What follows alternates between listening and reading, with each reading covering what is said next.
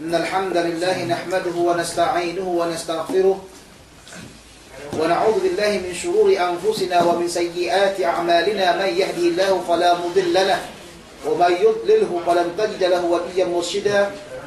أشهد أن لا إله إلا الله وحده لا شريك له وأشهد أن سيدنا محمدا عبده ورسوله لا نبي بعده. اللهم صل وسلم وبارك على سيدنا محمد وعلى آله وصحبه أجمعين. قال المصنف رحمه الله تعالى ونفعنا بعلومه في الدارين آمين. باب استحباب حمد الله تعالى للمسؤول عن حاله أو حال محبوبه مع جوابه إذا كان في جواب إخبار بحاله. Bab sunnahnya mengucap puji kepada Allah Subhanahu wa taala bagi orang yang ditanyakan keadaannya. Nah, maksud ditanyakan keadaannya, apa kabarmu? Saya kata alhamdulillah sehat. Alhamdulillah itu maksudnya. Au hali mahbubihi, atau keadaan daripada yang dia cintai. Apa kabar saudaramu? Apa kabar ayahmu? Apa kabar gurumu? Alhamdulillah dia sehat-sehat saja. Ma'a jawabihi, beserta dengan jawabnya, idza kana fi jawabi ikhbaru bi tibi halihi, apabila pada jawabnya tersebut mengkhabarkan tentang bagusnya keadaannya. Jadi kalau dia mati, jangan katakan alhamdulillah pula. Apa kabar pamanmu itu? Alhamdulillah dia telah mati. Itu salah. Sebab itu dikatakan tadi fi jawabi ikhbari bi tibi halihi, pada jawab tentang baiknya keadaan tersebut. Jadi alhamdulillah dia sehat. Kalau sekiranya meninggal, tak katakan alhamdulillah. Nah, tak kita katakan alhamdulillah. Kedudukannya walaupun kita bersabar, tapi tak katakan alhamdulillah dia telah mati. Dah mati lama dah, alhamdulillah katanya. Kita celaka betul. Alhamdulillah. Lagi dia semangat. Orang yang zalim je. Orang yang zalim. Orang yang zalim, kalau dia kita kata alhamdulillah telah mati, kita kata alhamdulillah telah mati kezalimannya saja. Sebagaimana yang terjadi kepada Hasan Al-Basri ketika Hajjaj At-Thaqafi meninggal dunia, dia kata alhamdulillah telah meninggal, telah hilang fitnah, dia kata. Sebab Allah Subhanahu wa taala kirim Hajjaj At-Thaqafi untuk memberikan fitnah kepada ulama-ulama yang ada supaya mereka tidak keluar daripada raja, tidak keluar daripada pemimpin. Nah, sebab itulah zaman sekarang ini pun fitnah. Allah Subhanahu wa taala utus raja yang zalim, tapi muslim. Jadi bagaimana dengan kita? Apakah kita faham? Apakah kita sabar? Atau bagaimana? Apakah kita ingin gulingkan langsung? Jadi tengoklah keadaannya. Jadi ketika meninggal Hajjaj At-Thaqafi, dia kata alhamdulillah, telah datang, ada hilang fitnah. Bahwa Allah ingin ingin uji diri kita ini, kekuatan iman kita ini dengan bersabar terhadap adanya Hajjaj At-Thaqafi. Macam sekarang ni kita alhamdulillah, pada sekarang ni dah kata alhamdulillah, dah hilang fitnah, dah turunnya Husni Mubarak. Tapi pas lagi adanya Husni Mubarak, tengok bagaimana keadaan kita. Apakah kita masuk kepada fitnah? Sebab fitnah itu bukan hanya sedikit, masalahnya 500 orang mati itu fitnah itu.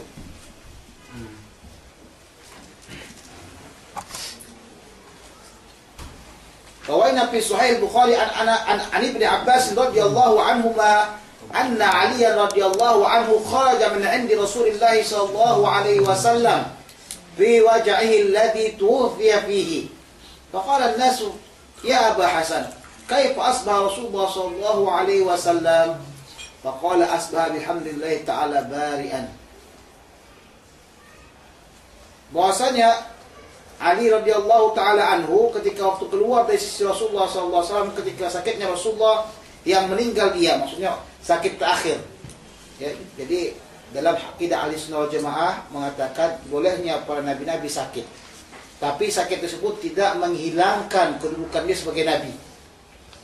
Adapun yang diceritakan seperti sakitnya Nabiullah Ayyub, seperti itu adalah tambahan daripada orang-orang Yahudi. Dia sakit tapi nggak sampai seperti apa yang terjadi pada cerita mereka. Ya? Jadi Rasulullah sakit itu satu benda yang biasa.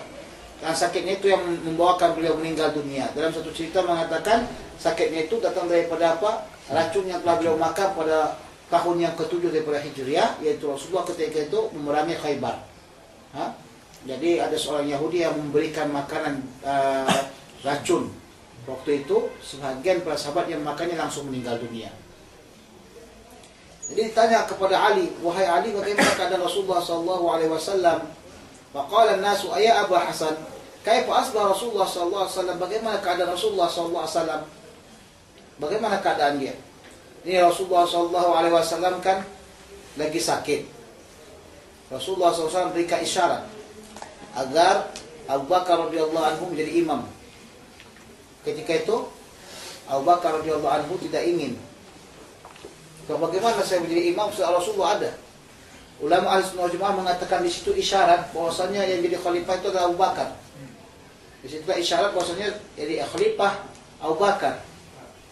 Andaikan ya Rasulullah SAW ingin jadikan Ali jadi khalifah, saya Rasulullah akan isyaratkan kepada Ali. Tapi kata sebagai orang Syiah, enggak, Imam Ali sibuk dengan Rasulullah SAW, maka sebab itulah kita isyaratkan Rasulullah SAW. Ada lagi yang lain-lain, syarat yang lain terhadap terjadinya khalifah Imam Abu Bakar radhiyallahu taala anhu. Pada waktu itu, ya Rasulullah SAW dalam keadaan ringan sedikit. Suatu bagaimana keadaan Rasulullah, katanya al-asbah bihamdillahi bari'an, dia dalam keadaan sembuh. Sebab ketika itu Rasulullah lincah. Kemudian Rasulullah segar. Ya, tapi setelah itu datang lagi sakitnya. Datang lagi keadaan sakit beliau sampai meninggal dunia. Rasulullah SAW meninggal dunia hari apa? Senin. Kemudian Rasulullah SAW dikuburkan hari apa? Malam Rabu dia. Lama sedikit dia kuburkan. Jadi tak langsung dikuburkan. Nah, jadi ada orang kata Nenek Usamah dibunuh terus tu dicampak ke kuburan. Dicampak ke laut. Kenapa dicampak ke laut? Dia kata terlalu lama sangat, mau dikubur ke mana? Itu bukan penguburan namanya itu. Kubur dengan di tanah. Walaupun bagaimana dia teroris, tapi mesti juga kita hormati bagaimana dia manusia. Nah, kita sudah setuju dengan dicampaknya dia ke laut.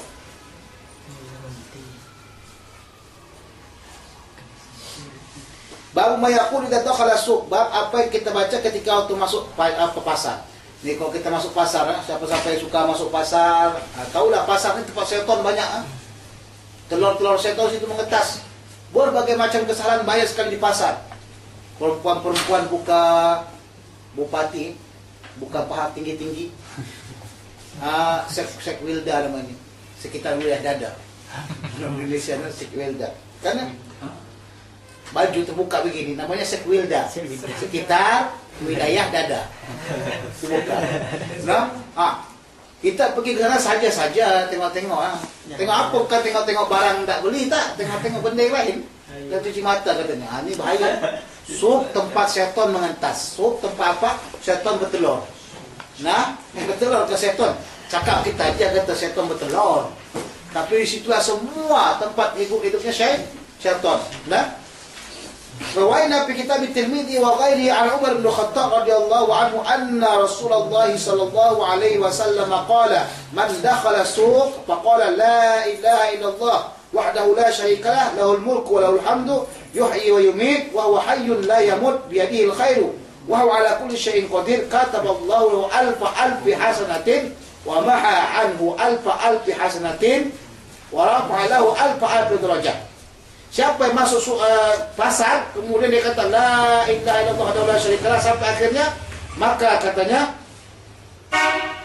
ditulislah baginya itu 1 juta kebaikan dan dihilangkan bagi dia itu 1 juta kejahatan dan diangkatkan bagi dia itu 1 juta derajat. Sebab itulah orang sufi suka masuk suq. Lain cerita dia. Anta masuk saja-saja ke suq tu, nak tengok-tengok dah apa-apa, itu lain. Ini orang sufi masuk suq, apa kerja dia? Allah, dia baca ni. Itu untuk mengingatkan kembali orang supaya dia ingat Allah SWT. Nah, Haji. Tanya harga lillah. Itu dah guna lagi. Mana tu harga lillah itu untuk ambil duitnya. Kalau dia kaya kata harga lillah itu tak boleh, haram hukumnya. Jadi banyak para sahabat Rasulullah SAW kadang-kadang memang khusus pergi ke suq untuk bacanya aja. Sebagian sahabat Rasulullah SAW pergi ke suq untuk baca ni supaya mereka dapat pahala. Cuba tengok. Nanti ada pergi ke suq amalkan ni. Ada yang memang buat suaranya kuat-kuat. Dia putar aja dia masuk suq. Dia mulai masuk suq terus baca ini. Terus balik lagi keluar terus tu masuk lagi ke suq. Gitu kerja dia supaya dapatkan pahala. Warahul Hakim Abu Abdullah fi Mustadrak ala Sahihaini min turukin katsiratin wa zada fihi fi ba'di turuqihi wa bana lahu baitan fil jannah. Dan diriwayatkan Imam Hakim dalam kitab Mustadrak dengan tarik yang banyak dan ditambahkan padanya sebagian tariknya, sebagian tarik yang lain, dia kata dan didirikan baginya itu surga di surga, rumah di surga nanti. Coba bayangkan. 10 kali kamu masuk surga, kemudian kamu baca ini berapa banyak rumah di surga. Itu. Tapi Ustaz, rumah banyak-banyak sekali pun di surga kan letih juga katanya. Nggak ada lagi letih-letih sana. Kalimat letih tidak ada lagi di surga. Nah, nggak ada lagi di surga dalam kalimat letih. Hatta maaf kata kalau dia pun berjimat dengan istrinya tak ada lagi rasa letih. Kalau di sini kita berbagai macam obat kita perlu. Tapi di sana tak pakai perlu lagi. Dah. Lagi ini. Ya? Lagi tak ada apa-apanya masih itu.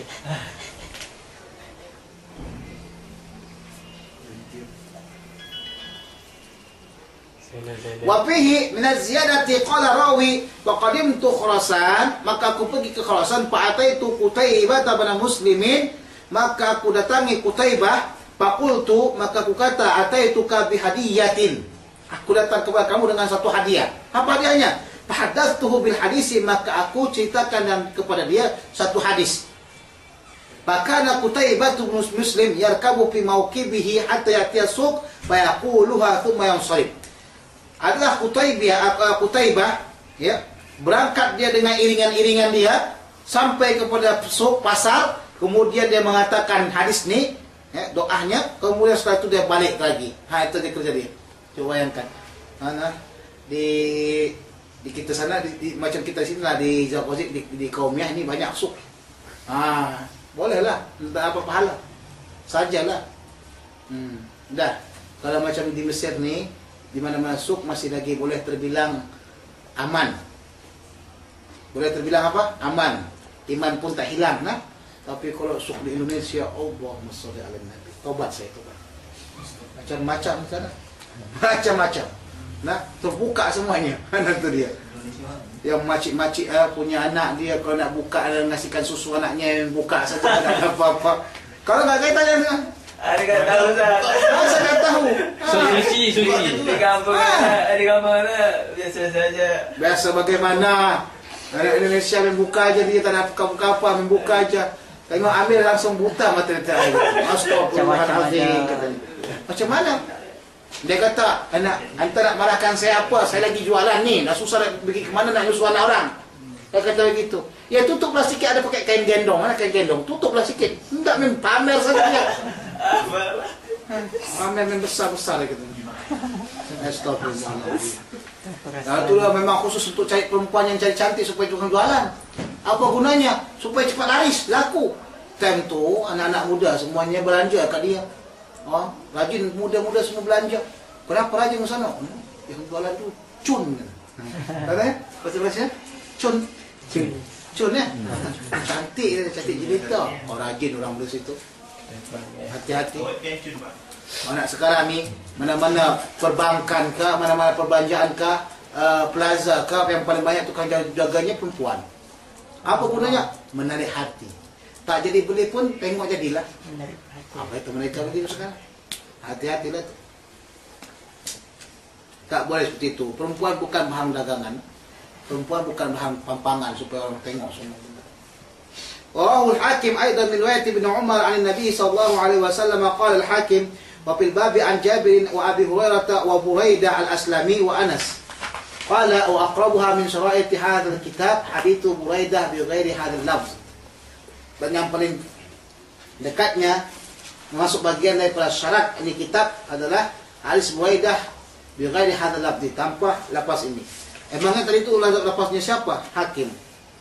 Nah, kalau syarat daripada imam-imam ni kata yang enggak dimasukkannya benda yang maudhu dalam kitab ni.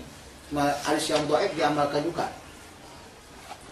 Wa rawahu bi isnadin an Buraidah qala kan Rasulullah sallallahu alaihi wasallam idza dakhala suq qala, apabila dia masuk ke dalam pasar maka dia kata bismillah Allahumma inni as'aluka khaira hadhihi suqi wa khaira ma fiha. Ya Allah ya Tuhanku, aku minta kepadamu sebaik-baik yang ada pada pasar ini dan sebaik-baik apa yang ada padanya. Wa a'udzubika min syarriha wa syarri ma fiha, dan aku berlindung kepadamu ya Allah daripada kejahatan pasar dan kejahatan apa yang ada pada pasar. Kejahatan yang ada pada pasar, dari melihat daripada orang-orang, menggunjing orang, bersumpah dusta. Satunya itu. Kebanyakan orang yang ada di pasar itu bersumpah dusta. Betul, wallahi katanya ini makanya. Hasan Khatrak katanya. Hasan Khatrak kata orang Mesir. Hasan Khatrak. Padahal Hasan Khatrak anta Malaysia, ana arfa suaya kita khamsa geni. Kalau Hasan Khatri orang Mesir dibuat 2 geni. Kan penipu. Nah, dibuatnya apa? Wallahi, enggak sadar diri dia menjual nama Allah SWT dengan hanya 5 geni saja. Banyak kejadian seperti itu. Itu haram hukumnya. Sumpah dusta haram hukumnya. Apalagi pas ba'dal asar. Hadis Rasulullah yang sahih cerita gitu. Bersumpah dengan nama Allah SWT dengan sumpah dusta pada asar atau ba'dal asar. Allahumma inni a'udzubika an usiba fiha yaminan fajiran. Ya Allah Tuhanku, aku berlindung kepadamu terkena pada pasar tersebut sumpah dusta. Tengok, hati-hati sumpah dusta. Bukan hanya si penjual boleh sumpah dusta, si pembeli pun juga boleh sumpah dusta. Kamdah, seperti di Mesir di Saudi lah tu. Dia orang Mesir kata, kamdah berapa harganya? 50 riyal, 50 riyal kata. 50 riyal. Ghali awi, kata orang Mesir itu kan. Leh, ghali awi, mahal sangat. Kata orang Mesir kata, ana sa'altu hunak, dia kata, saya tanya di sana sekitar katanya 35, wallahi. Tengok, wallahi 35. Dia kata, berani sumpah tu, wallahi 35. Kalau memang itu, kalau memang betul harganya 35, kenapa enggak dibeli sana? Atau sini 50? Kan? Tapi memang begitu mafhum. Orang Mekah semua paham, orang Mesir macam mana. Dia kata 35 dinar, wallahi katanya gitu. Apa Rasul dia kata? Ya Syekh katanya, tariq wasi'. Ya Syekh, tariq wasi'. Syekh, jalan luas. Paham tak? Apa? Yalla ruh. Jalan luh mana? Pergilah. Jalan luas, pergi. Ada dia bersumpah dengan nama Allah SWT, dia kata 35. Kenapa enggak di sana? Itu dusta juga namanya. Hati-hati. Jadi dusta, sumpah yang dusta tersebut kadang-kadang terkena kepada orang yang menjual, kadang-kadang orang yang membeli. Misalnya saya sebutkan tadi. Au sabaqatan khasirah, atau jual beli yang merugi. Si penjual merugi, kena tipu. Si pembeli juga merugi, kena tipu. Dia kata ni, oh ni original ni. Tengok-tengok belakang orang tu berat-berat rupanya made in China. Tok lagi masih tengok-tengok ni. Oh, made in apa ni? Made in Indon masih masih boleh lagi. Ni made in China. Mafhumlah kalau made in China macam mana? Yang buat saja. Yang penting jadi harga murah. Babu istihbab qaul insani liman tazawwaja tazawuzan mustahabban aw ishtara aw fa'ala fi'lan yastahsinuhu syara' asabta aw ahsanta wa nahwahu. Bab sunnahnya mengatakan kepada seseorang, bagi orang yang kawin ya, tazawuzan, dia kawin dengan kawin yang sunnah, atau membeli sesuatu, aw fa'ala fi'lan, atau membuat satu perbuatan yang baik, perbuatan yang baik yang dianggap baik oleh syarak. Apa kita kata? Asabta, benar kamu, aw ahsanta nahwa dzalika. Dia ada orang buat paret agama lain, kata asabta ahsanta. Ada orang campak batu di tengah jalan, ahsanta. Ada orang campak ini paku tengah jalan kan? Paku ada kan, kadang-kadang orang ini memang buat paku tengah jalan. Kemudian di depan sana tu tukang apa? Tukang tempel ban, tayar. Ya saya gitu. Pernah dengar tu tak? Di sini buat macam-macam paku, tapi depan sana tu ada tempat tempel apa? Tempel tayar. Ini tanya anak Indonesia kata ban tayar tu. Mana kata di mana ada tempel tayar ni? Kalau ada paku banyak, kemudian tukang tempel ban atau tayar di depan sana, ingat yang buat paku ni mereka lah tu. Mereka lah tu, dah. Jadi ketika kita nampak, kita tangkap, kita ambil semua yang namanya paku tu, kita campak. Kita tengok begitu, ahsanta. Jangan marah. Kalau yang tukang tempel ban tu marah langsung dia. Mana kurang ajar kau. Aku memang buat begini sudah lama cari-cari orang tak ada yang satu biji pun tak ada yang pecah bannya. Itu muskilah. Hilang rezeki aku. Rawaina fi sahih Muslim an Jabir radhiyallahu anhu qala li Rasulullah sallallahu alaihi wasallam tazawwajta ya Jabir, wahai Jabir kamu tak kawin tak? Qultu na'am ya, kawin. Umpamanya saya tanya sama ni, Din, tazawwajta? Kata, na'am, kata, qala bikra am thayyiban. Dia fikir kata thayyib, janda ke dia atau perawan. Sekarang susah cari janda, cari perawan. Payah sekali cari perawan. La ilaha illallah. Tengok, memang gadis dia kata, sudah enggak perawan lagi. Dah hilang perawan dia. Pergi ke Singapura. Dia buatkan apa? Syekh Said Tontowi dia buatkan fatwa, boleh bagi seorang perempuan yang memang dianya itu diperkosa untuk mengembalikan keperawanan dia. Walaupun enggak perawan lagi, setelahnya nampaklah kalau sekian ini kan, tahu sendirilah antum tu. Itu ketika waktu dalam keadaan diperkosa, tapi tidak diperbolehkan. Haram hukumnya kalau memang dia bukan diperkosa, kemudian dia kembalikan keperawanan dia, itu enggak boleh. Tidak diperbolehkan. Itu secara ijma'. Tapi ada kecuali yang dikatakan apa? Dr. Ali Jumaah dengan Dr. Syed Tontowi. Kalau dia memang dalam keadaan sudah dia apa? Diperkosa. Sudah? Yang jadi permasalahan sekarang ni kebanyakan perempuan-perempuan yang dianya itu bukan berkosa. Memang dia enak sikit. Habis itu dia punya uang pergi dia ke Singapura. Singapura yang kayak gitu di Asia Tenggara ni. Singapura yang paling banyak, di Malaysia saya tak tahu. Ada enggak? Ada enggak di Malaysia? Masa enggak ada? Ada juga kemungkinan tu. Ada. Tapi kebanyakan Indonesia pergi ke Singapura. Kalau orang Malaysia juga ke Singapura. Kebanyakan perempuan-perempuan yang sudah tidak apa lagi pergi ke Singapura mereka. Nah, itu haram hukumnya. Sebab apa? Menggalakkan zina. Dan menipu. Menggalakkan zina dan menipu suami dia. Jadi apakah seorang perempuan kalau sudah dia pernah berhubungan boleh dibukanya kepada orang lain? Saya tak maaf lah bang, dia kata. Sebenarnya saya memang sudah enggak lagi perawan, dia kata gitu. Kalau sebagai ulama kebanyakan mengatakan enggak usah lagi dibuka benda tersebut. Sebab nanti akan terjadi pecah rumah tangga. Kalau ingin tobat aja lah.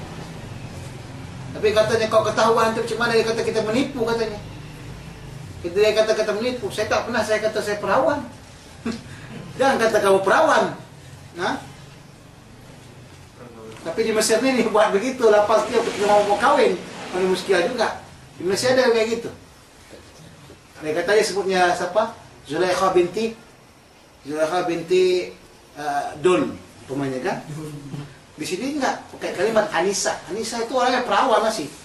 Itu masalah. Bisa perawan. Bikron am thayyiban, kau kawin itu yang perawan atau yang sudah janda? Itu dia. Beda. Pengalaman yang janda dengan pengalaman yang bikir ini beda. Jadi kalau yang pemuda-pemuda jangan ya Sofyan, jangan cari yang janda-janda dan kalah nanti. Cari yang perawan saja. Karena sama-sama enggak tahu sama-sama enggak tahu. Gitulah. Kuntu tayyibun ya Rasulullah, yang aku kawinkan itu janda, dia kata. Ini pernah saya bicarakan di sini. Qala fahalla jariyatan tula'ibuha wa tula'ibuka. Adakah tidak kamu mencari yang gadis, yang perawan, yang dia itu yang kamu itu mempermainkan dia dan kamu juga kamu mempermainkan dia dan dia juga mempermainkan kamu. Itu dia. Saling nih. Qala tudahikuka atau tudahikuka. Tudahikuha wa tudahikuka. Yang kamu membuatkan ketawa dia dan dia membuatkan ketawa kamu. Yang perawan itu biasalah begitu, menyenangkan mata. Siapa yang kawin dengan perawan, dia kata ini maksudnya fawaid. Siapa yang suka kawin dengan perawan, dia akan panjang umurnya, insyaallah. Salah satu sebab-sebab panjang umur dan tua kuat adalah mengkawinkan banyak perawan. Itu kebanyakan saya teliti juga daripada saya jumpa orang berapa umur 100 tahun, berapa istrinya sekian gitu. Kau kawin dengan perawan memang panjang umurnya.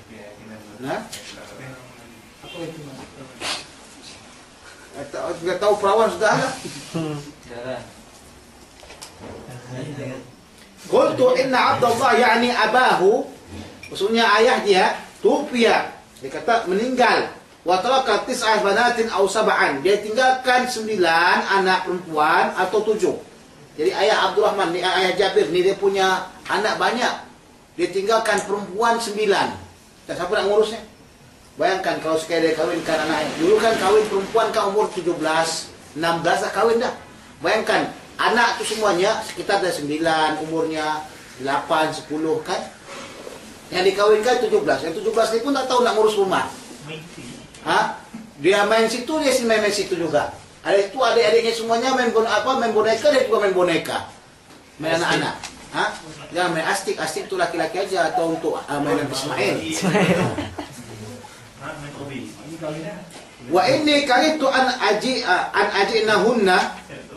ajinahunna bimislihinna, dan saya tidak suka mendatangkan kepada mereka seumpama mereka, maksudnya seumpama mereka kecilnya. Fahbabtu an aji'a bimra'atin taqumu 'alaihinna wa tuslihunna, dan aku inginkan mendatangkan seorang perempuan yang mampu membantu mereka dan memperbaiki mereka. Qala asabta, baguslah kamu. Wa dzakara hadis, baguslah kalau macam apa yang kau katakan, baguslah.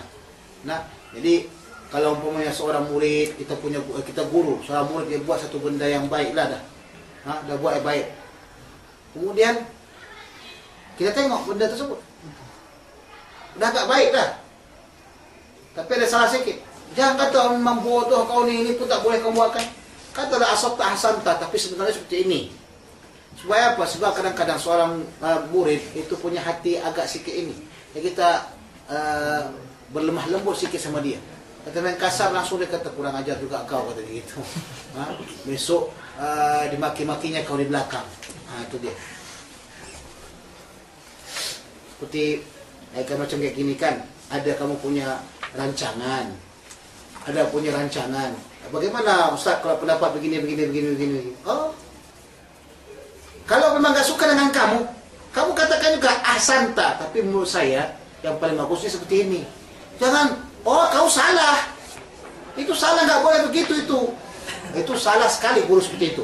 Nah, kalau ada seorang murid yang dia kata bagus perkataan dia, atau dia berikan satu arahan atau satu cadangan, kita kata ahsanta.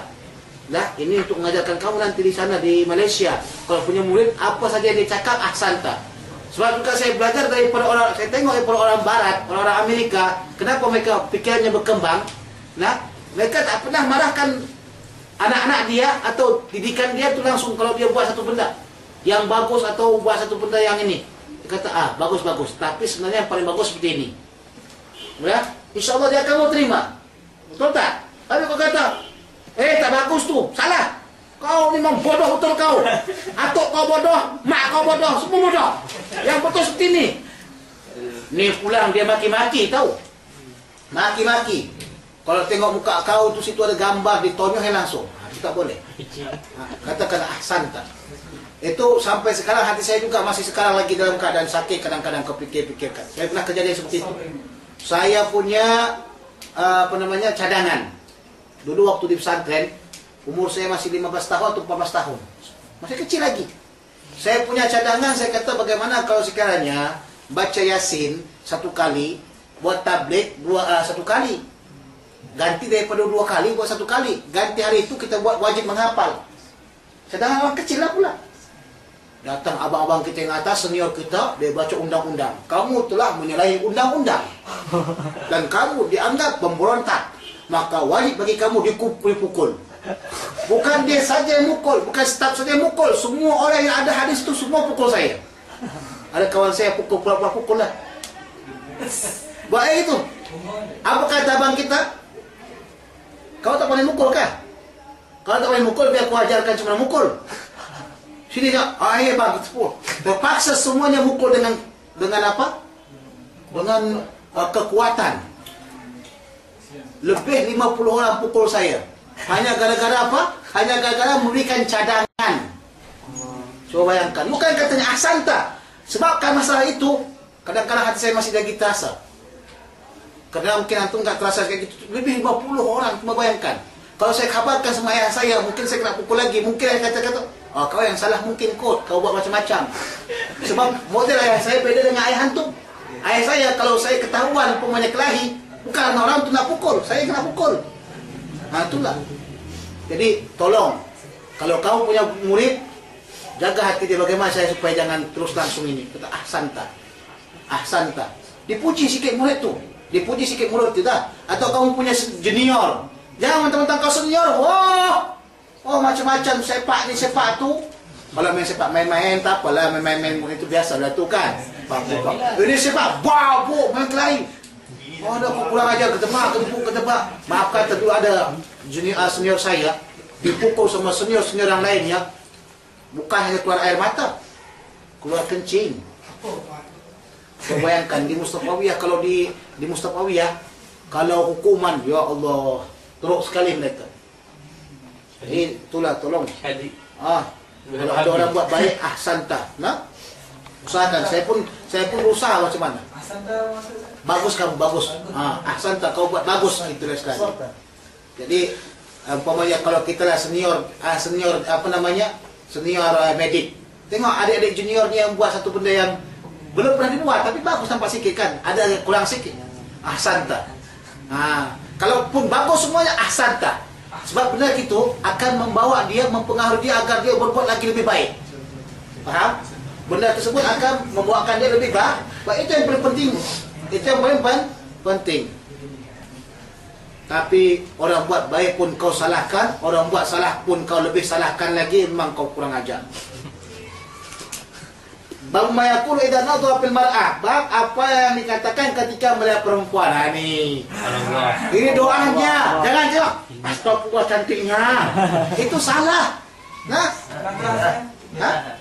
Mir'ah. Apa mir'ah? Mir'ah kaca. Mir'ah bukan mar'ah. Bifatil mim. Sebab ada riwayat juga tentang masalah mar'ah. Rasulullah tengok perempuan, kemudian pulang ke rumah dia baca doa. Itu ada riwayat seperti itu juga. Hadis Rasulullah SAW tentang tengok perempuan itu langsung ini. Ini mir'ah, tengok kaca. Bikas rotin mim, tengok mir'ah macam mana. Ada kadang-kadang kita punya kawan tu nak ada abang Nabil lah tengok muka dia nak. Depan tu cermin, ya Allah lama 2 jam 3 jam tengok. Handsome aku rupanya nak. Pada di Zagozik kita ada orang handsome pada aku. Gitu lah jadinya masalah. Main hati-hati jangan lama-lama. Krusial itu cari kak cermin paling besar. Itu dia hati-hati. Balik banyak syaitan di kak cermin. Warawaina fi kitab Ibn Sunni an Ali radhiyallahu anhu anna an-nabiy sallallahu alaihi wasallam kana idza nadhara fil mir'ah qala alhamdulillah Allahumma kama ahsanta khalqi fa hasin khuluqi. Ada Rasulullah sallallahu alaihi wasallam apabila melihat dia kepada cermin, maka dia kata, ya Allah, alhamdulillah segala puji bagi Allah. Segala puji kenapa? Karena Allah jadikan kita dengan cara bagus. Fi ahsani taqwim. Bagus dah, handsome dah, hitung tepat. Kalau yang jelek tu jangan rasa jelek lah, ada lagi lebih jelek pada kau. Itu. Kau jangan tengok orang yang paling handsome, nanti kau sakit hati. Tengok orang yang paling jelek pada kau. Kenapa aku begini ya Allah Tuhan? Kenapa hitam ni? Alah syukurlah. Timbang kau seperti orang Sudan. Macam mana? Syukur kan? Saya pun sekali gini besar-besar badan ni, syukur saya juga. Alhamdulillah. Semua syukurkan lah. Alah kenapa saya kecil sangat ni, kata Udin. Syukurlah dia yang kau kecil. Ada lagi orang yang lebih kecil pada kau lagi. Itu dia. Nah, Din. Jangan sedih hati. Kenapa saya ni hitam katanya? Kenapa lah? Ada hitam lagi daripada itu. Tapi dia kata, Ustaz kecil-kecil ni cabai rawit. Walaupun kecil menggigit. Allahumma kama hasanta, ya Allah sebagaimana kau perbaiki atau kau baguskan rupaku, wajahku, gayaku, penampilanku, ya Allah telah perbaguskan penampilan kita, gaya kita. Wah, tubuhnya Masya Allah tabarakallah, cuma pemain kau laki-laki kan ramping. Itu bagus tu, wajahnya, hidungnya mancung, kulit putih, pipi Masya Allah tabarakallah, kulitnya halus. Itu bagus. Udah, tapi akhlak lebih bagus lagi kalau yang bagus. Itu paling penting. Apa gunanya seorang wanita yang cantik jelita, hidung mancung, kulitnya putih, tapi ya Allah ya Rahman ya Rahim, jahat gila. Tak guna lah. Jadi cantik, cantik baik akhlak lebih bagus, ya, daripada tak cantik tak baik akhlak. Ada banyak orang yang hodoh muka. Tahu hodoh muka? Hodoh tu artinya pelik, jelek. Muka jelek tapi akhlak juga jelek. Itu syaitan tu. Fahasin khuluqi, makanlah perbaiki akhlakku. Wa rawainahu fihi min riwayat Ibnu Abbas bi ziyadah. Dan kami riwayatkan padanya pada masalah apa? Pada masalah membaca sesuatu ketika waktu melihat cermin dalam riwayat Ibnu Abbas dengan ziyadah. Bagaimana dia? Wa rawainahu fihi min riwayat Anas qala kana Rasulullah sallallahu alaihi wasallam idza nadara wajhahu fil mir'ah, apabila dia melihat wajahnya pada cermin. Sebab itu hukumnya boleh dan sunnah gunakan cermin asalkan untuk apa? Untuk baik. Sebab itu kita diajarkan oleh Rasulullah SAW untuk gunakan cermin dan untuk supaya smart. Bukan untuk kumuh, gaya smart, wajah handsome, pakai jenggotnya itu bagus, tersusun rapi, jangan sampai ke sini. Pemanya kan, pakai baju pun tengoklah, serban pun pakai serban bagus, jangan main hasal lilit saja. Gunakan cermin, tengok Rasulullah pakai cermin, bukan haram. Dia kata dia bid'ah, tak boleh bid'ah. Ini Rasulullah dah buatkan demikian. Dah pakai cermin, gunakan bagus. Kita Islam penampilan penting, zahir batin, zahir dan batin. Yarhamukallah.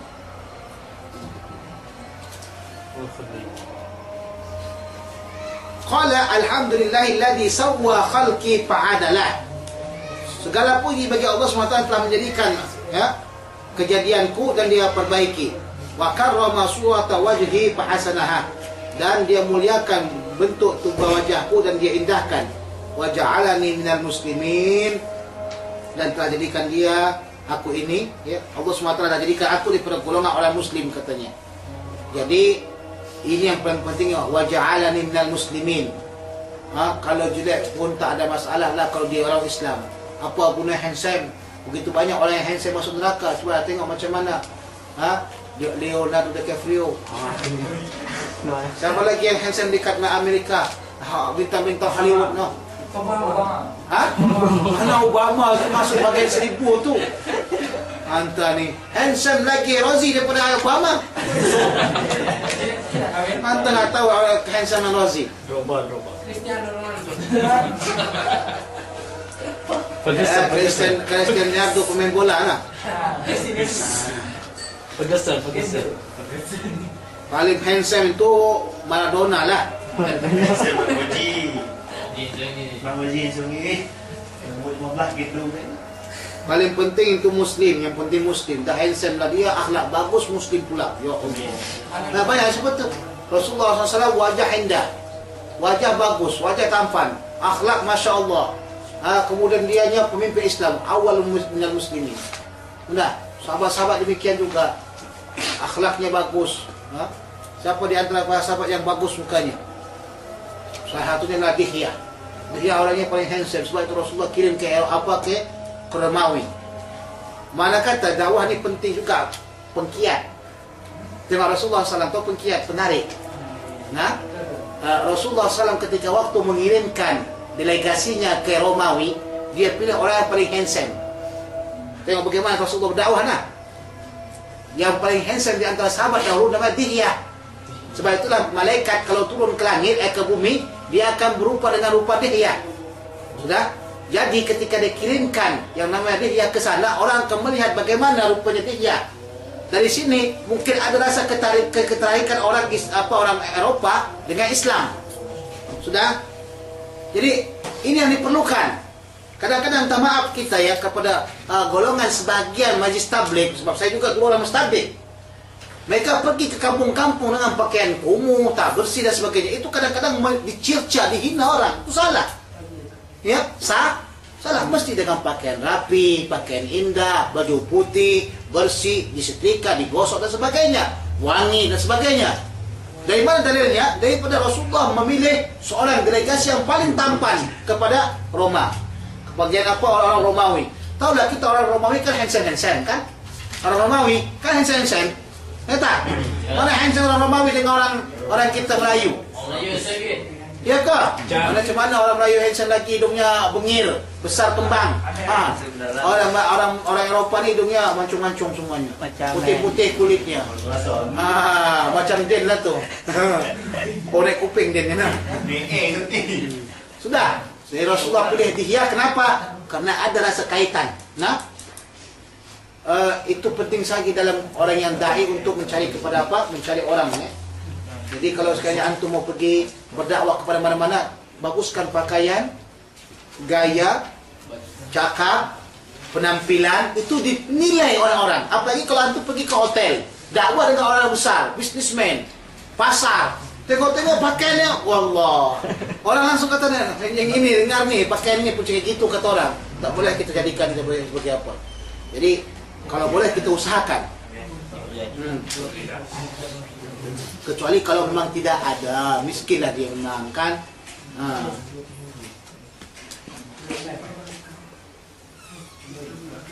Bab mayaqulu 'inda al-hijamah, bab apa yang dikatakan, apa dibaca ketika waktu kita berhijamah, ketika waktu kita berbekam. Nah, Rasulullah kata bekam ini salah satu daripada bagian obat daripada syariat yang disyariatkan oleh Rasulullah SAW. Banyak obat, berbagai macam obat. Allah SWT turunkan penyakit, dan Allah juga turunkan apa? Obat. Jadi mesti kita cari obat, berbagai macam obat. Nah, bagaimana penyakit mutatawir, penyakit bermutatawir, maksudnya penyakit berkembang, demikian juga obat berkembang. Nah, jangan penyakit berkembang, obat tak berkembang. Sebab itulah Islam sebenarnya disuruh untuk mencari dan mengembangkan obat, mengkaji dan mengkaji. Sudah. Itu kerjanya, jangan hanya kata bid'ah, syirik, bid'ah. Sampai kapanpun kalau kita cuma cakapkan syirik, bid'ah, syirik, bid'ah, tidak kita boleh mengkaji. Islam suruh kita mengkaji. Sebab itulah kata Rasulullah SAW menyuruh kita mengkaji obat. Orang-orang Barat, dia ambil kata-kata Rasulullah itu semuanya, mereka jadinya orang maju. Orang yang maju. Kita enggak, kita hanya putaran kita bid'ah, syirik, haram, kafir. Jadi macam mana kita nak bangun? Nah, tahu tidak masa Bani Utsmaniyah? Kan dulu tidak ada Bani Utsmaniyah, orang Wahabi atau Khawarij kan? Jadi bicara mereka tak cerita masalah syirik kafir tak. Jadi mereka bicaranya mencari dan mencari, menyeleksi. Ini bagaimana kalau kita boleh mencari bom yang paling besar, paling hebat? Kalau bagaimana kita mencari obat yang paling hebat? Begitu. Macam contohnya, bayangkan pada zaman sekarang ini, andai kata umat Islam, ada satu orang umat Islam yang mampu mencari obat untuk penyakit AIDS. Yakin saya banyak orang kafir yang masuk Islam. Tapi tidak ada. Sebab apa? Sekarang ni puak Wahabi yang dia sibuk dengan kedoktoran, sibuk dengan bid'ah, haram, syirik. Kuliah, entah kuliah kuliah tib. Jenggot panjang gila. Tu syirik, haram, bid'ah. Tak kena. Betul saya kata, betul bukan main-main saya. Banyak saya tengok di Mesir ni, kuliah tib, keluaran tib, dia sibuk dengan syirik, bid'ah, syirik, bid'ah, syirik, bid'ah. Cubalah kamu dulu pada bagian kamu cari berbagai macam penelitian sehingga dapatkan obat. Kan naikkan orang Islam. Ini sudah ada kafir ke orang Islam saja. Tak ada gunanya. Nak jadi ustaz juga. Dari habis duduk kita di sini, dah ustaz ni baru duduk sini juga, bertempel semuanya. Jadi doktor pun tak jadi, jadi ustaz pun tak jadi. Jarum orang, belah orang, mati orang tu. Kena jadi pakar dia. Udah. Usahakan kalau kamu pada sesuatu jadilah pakar sesuatu. Kuliah lughah, masuk kuliah lughah jadi pakar. Jangan jadi bakar. Jadi pakar. Jadi pakar itu maksudnya hebat dalam lughah semuanya, seperti Imam Syibawi, hafal semua syair. Nah, hadis begitu juga. Fiqih begitu juga. Mau jadi pakar, orang yang paling number one. Orang berkreatif juga mesti pandai dalam segala hal. Penelitian. Sebab penelitian itulah yang akan menjadikan hasil banyak. Kenapa umat Islam dahulu di Baghdad berjaya? Kerana pada masa dahulu pemerintah mereka memberikan uang banyak untuk penelitian. Satu, yang kedua memberikan uang banyak untuk penterjemahan kitab daripada bahasa Yunani kepada bahasa Arab. Dengan adanya penterjemahan tersebut berkembanglah ilmu. Nah, terus tu Apalagi yang membuatkan perkembangan ilmu. Yang membuatkan perkembangan ilmu itu adalah terjemah, kemudian harokat daripada berbagai macam penelitian dan pengkajian, kemudian pengajaran. Itu juga penting. Kalau kita ingin negara kita ya maju, usahakan banyak buatkan kajian, pengajian dan penterjemahan. Ambil semua yang ada. Kalau yang baik kita ambil, kalau yang buruk kita campak. Bukan setiap benda yang ada di Eropah itu buruk. Setiap yang punya made in Eropah, semua benda-benda Eropah kita campak, ini bid'ah haram, tak boleh. Banyak benda yang baik kita ambil, yang buruk itu kita campak. Dah? Yang buruk kita campak. Sebab kalau kita ambilkan pula benda yang ada di Eropah tu, kebanyakan mungkin saja ada sekitar 80% itu semuanya dari Islam. Sebab mereka dah kaji sekitar 200 tahun yang dahulu. Dah? Sekitar 200 tahun yang lalu. Sebab adanya contoh perkembangan Napoleon Bonaparte itu sekitar 200 tahun yang lalu telah mereka teliti. Bagaimana supaya mulai berkembang mereka. Bagaimana menjatuhkan kerajaan Utsmaniyah. Itu sekitar 300 tahun mereka buat kajian. Jangan main-main hantar. Untuk menyatukan Utsmaniyah 300 tahun untuk mereka kaji. Sehingga mereka tanpid. Setelah dikaji ditanpid, dilaksanakan. Kita kaji-kaji nggak tanpid, mampus juga. Dikaji, dalam dikaji terus tidak ada tanpidnya. Itulah umat Islam terkebelakang. Karena nggak gunakan Rasulullah. Tengok, dia kata macam mana? Dia kembali kepada zaman Hajar, zaman batu. Kenapa zaman batu? Hidupnya nggak pernah ada di rumahnya. Tengok, kalau anta masuk ke rumah orang, di rumahnya tidak ada cermin, minta maaf lah. Ya, kalau masuk ke rumah orang, di rumahnya tidak ada cermin, minta maaf lah. Mesti ada cermin. Setidaknya dia boleh berpikir dirinya, kemudian dia boleh berpikir bagaimana untuk memperbaiki dirinya, bagaimana untuk bagus hidupnya. Itu perlu sekali. Rasulullah pun bercermin. Nah, ini insyaAllah saya kalau masuk ke rumah orang mesti tengok ada cermin nggak cermin. Bukan rumah cermin dah. Rumah ada cermin untuk bercermin. Jadikanlah cerminmu itu sebagai cerminmu.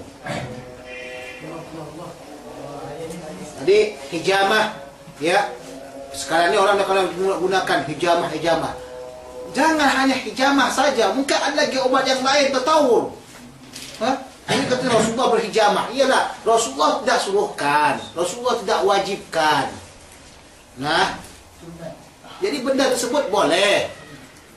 Nah, jadi mesti hijamah, mesti bekam katanya. Kalau berobat mesti bekam. Rasulullah kata enggak mesti bekam. Masih ada lagi obat-obat yang lain. Sudah? Jadi, makanya mencari punya obat yang lain lah. Selain bekam. Ini enggak, kalau pagi-pagi itu kata enggak, mesti bekam juga. Sudah. Macam barokah itu memang daripada Rasulullah SAW kata habbatus saudat dawa uli kulidda. Itu ada. Kalau repo itu tidak ada hadisnya, tapi itu tertawur pengkajian repo, pengkajian ilmu. Nah, apa katanya? Tengok bagi orang yang suka membekam dan dibekam. An Ali radhiyallahu anhu qala qala Rasulullah sallallahu alaihi wasallam man qara ayatul kursi inda al-hijamah kanat manfaat hijamatihi. Siapa yang membacakan ayat kursi ketika waktu berbekam, maka bermanfaatlah bekamnya tersebut. Maksud bermanfaat di situ kan tujuan bekam untuk mengeluarkan darah-darah yang kotor. Sudah? Darah yang kotor yang dikeluarkan tersebut tu apabila dah keluar dia akan memberikan manfaat, memberikan kesehatan pada tubuh. Ada orang bekam gitu ya tapi tak ada apa-apa pun. Macam saya dahulu sudah bekam saya. Sudah saya bekam tak ada apa-apa pun, biasa aja itu penyakitnya. Macam-macam dia bekam dah, kakinya bekam. Ini bekam tu bekam. Keluar darah mencot. Sudah? Baca ayat kursi penting sangat. Kalau kita mau naik taksi ke, mau naik apa-apa saja, baca ayat kursi. Baca ayat kursi itu bagus-bagus baca dengan fasih. Jangan baca ayat kursi. Ustaz kalian ada tajwid tadi Ustaz. Aku baca ayat kursi Ustaz tak lari-lari pun dia. Bagaimana aku baca? Ayat kursi. Memang tak lari dia, bukan lari, dia ketawa. Itu ajaran siapa tu? Ajaran Pak Cik Ed dulu lah tu. Pak Cik Ed kalau saya suruhkan, tolong baca selawat kamilah untuk supaya dapat karabiah apa semuanya. Baca. Kamilah, surat Kamilah. Macam mana mau dapat? Udah baca, udah baca. Macam mana baca? Surat Kamilah. Banyak kawan yang lain di sini yang tahu. Tengok saksi dia. Itu simpanan dia, itu terus dia wasiat. Babu ma yaqulu idza zannat udhunuhu. Bab apa yang dikatakan ketika berdesing kupingnya. Tengok ni. Kadang-kadang ada orang kayak gini, sing gitu. Dia langsung tafsirkan, wah dia yang mati. Jangan kamu tafsirkan tentang begitu, maka jadi dia. Inna Allah inda dhanni abdi. Sesungguhnya Allah SWT menurut sangkaan hambanya. Kau sangkakan, tadi itu kupingku terasa dengung gitu. Kenapa? Mungkin ada yang mati kok daripada keluargaku. Jadi langsung mati. Jangan salahkan kerana kau tafsirkan benda yang tak elok. Nah, tapi ketika berdesing baca ni. Mudah-mudahan tak mati. Yang mati cuma ikannya saja. Rawi Nabi kitab Ibn Sunni an Abi Rafi'in. An Abi Rafi'in radhiyallahu anhu maula Rasulullah sallallahu alaihi wasallam qala Rasulullah sallallahu alaihi wasallam idza dhannat udhunu ahadikum falyadhkurni. Ini kalau sekiranya orang dengar Wahabi kata ni kafir ni. Syirik ini. Kalau sekiranya berdengunglah kuping seseorang kamu, hendaklah kamu ingat aku, kata Rasulullah. Ini ketika Nabi Muhammad SAW kafir ni sama mereka. Sama seperti apa? Apabila hadis Rasulullah sahih, apabila kaki kamu pegal, enggak boleh berdiri lagi. Kalau ini kan ada kadang kita duduk, apa nama itu? Kebas. Enggak boleh berdiri lagi. Maka sebutlah nama yang kau paling cintai. Ini sama Wahabi ni kafir ni. Jadi ketika Abdullah bin Umar, ya Nabi Muhammad, dibaca dipanggil Nabi Muhammad, langsung boleh jalan dia. Ya tengok. Kadang kata dzikrul habib dawa'ul lil qulub. Dzikrul habib dawa'ul lil qulub. Menyebut seorang kekasih obat untuk hati. Kadang-kadang kita tengok seseorang pula tengok, atau ru'yatul habib kita kata tengok seseorang itu mengobatkan sakit kita. Dawa'ul lidda'i, mengobatkan sakit kita. Banyak seorang yang sakit, tapi ketika dia melihat kekasih dia, apa yang terjadi? Sehat langsung, sembuh langsung. Contoh, kamu waktu kecil sakit, pulang ke rumah kamu daripada pesantren, pondok pesantren, tengok mak langsung sehat. Sama dengan pantun kita kata apa? Dari jauh kapalku datang, pasang bendera setengah tiang. Dari jauh kapalku datang, pasang bendera setengah tiang. Dari jauh adikku datang, perut yang lapar jadi kenyang. Itu dia. Dari jauh adikku datang, perut yang lapar jadi hafal tu. Wal yusalli alaiya, kemudian adalah dia selawat kepada saya. Allahumma salli ala sayyidina Muhammad wa ala ali sayyidina Muhammad wal yaqul dzakarallahu bi khairin man dzakarani. Dan adalah dia menyebutkan, semua Allah SWT menyebutkan dengan kebaikan orang yang menyebutkan saya. Semoga Allah menyebutkan dengan kebaikan orang yang menyebutkan saya. Maksudnya itu semoga Allah SWT berikan kebaikanlah semuanya.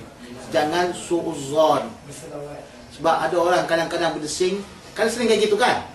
Sering tak kamu dengar kata orang tua berdesing telinga, nanti kalau ada berdesing telinga gini katanya kan? Itu kita baca nilah selawat pada Rasulullah SAW. Bab ma yaqulu idza khadrat rijluhu. Bab apa yang dibaca ketika waktu kebas kakinya. Ini dia tengok. Kebas kaki, tak boleh berdiri. Rawaina fi kitab Ibn Sunni an al-Haytham bin Hanashin qala kunna 'inda Abdullah bin Umar radhiyallahu anhuma. Kami ketika itu bersama dengan Abdullah bin Umar. Fa khadrat rijluhu, maka tiba-tiba kebaslah kakinya. Fa qala rajulun, maka berkatalah baginya seorang laki-laki, udhkur ahabban nasi ilaika, sebutkanlah orang yang paling kau cintai kepada kamu. Faqala ya Muhammad sallallahu alaihi wasallam. Ini kau sama orang apa ni enggak boleh, haram hukumnya syirik. Orang Wahabi kata sebab enggak boleh panggil nama Muhammad sebab apa? Sebab dah mati. Itu dia. Jadi itu kita tak kata begitu. Ya, kita tak kata begitu. Banyak dalil yang menceritakan tentang masalah tawasul boleh.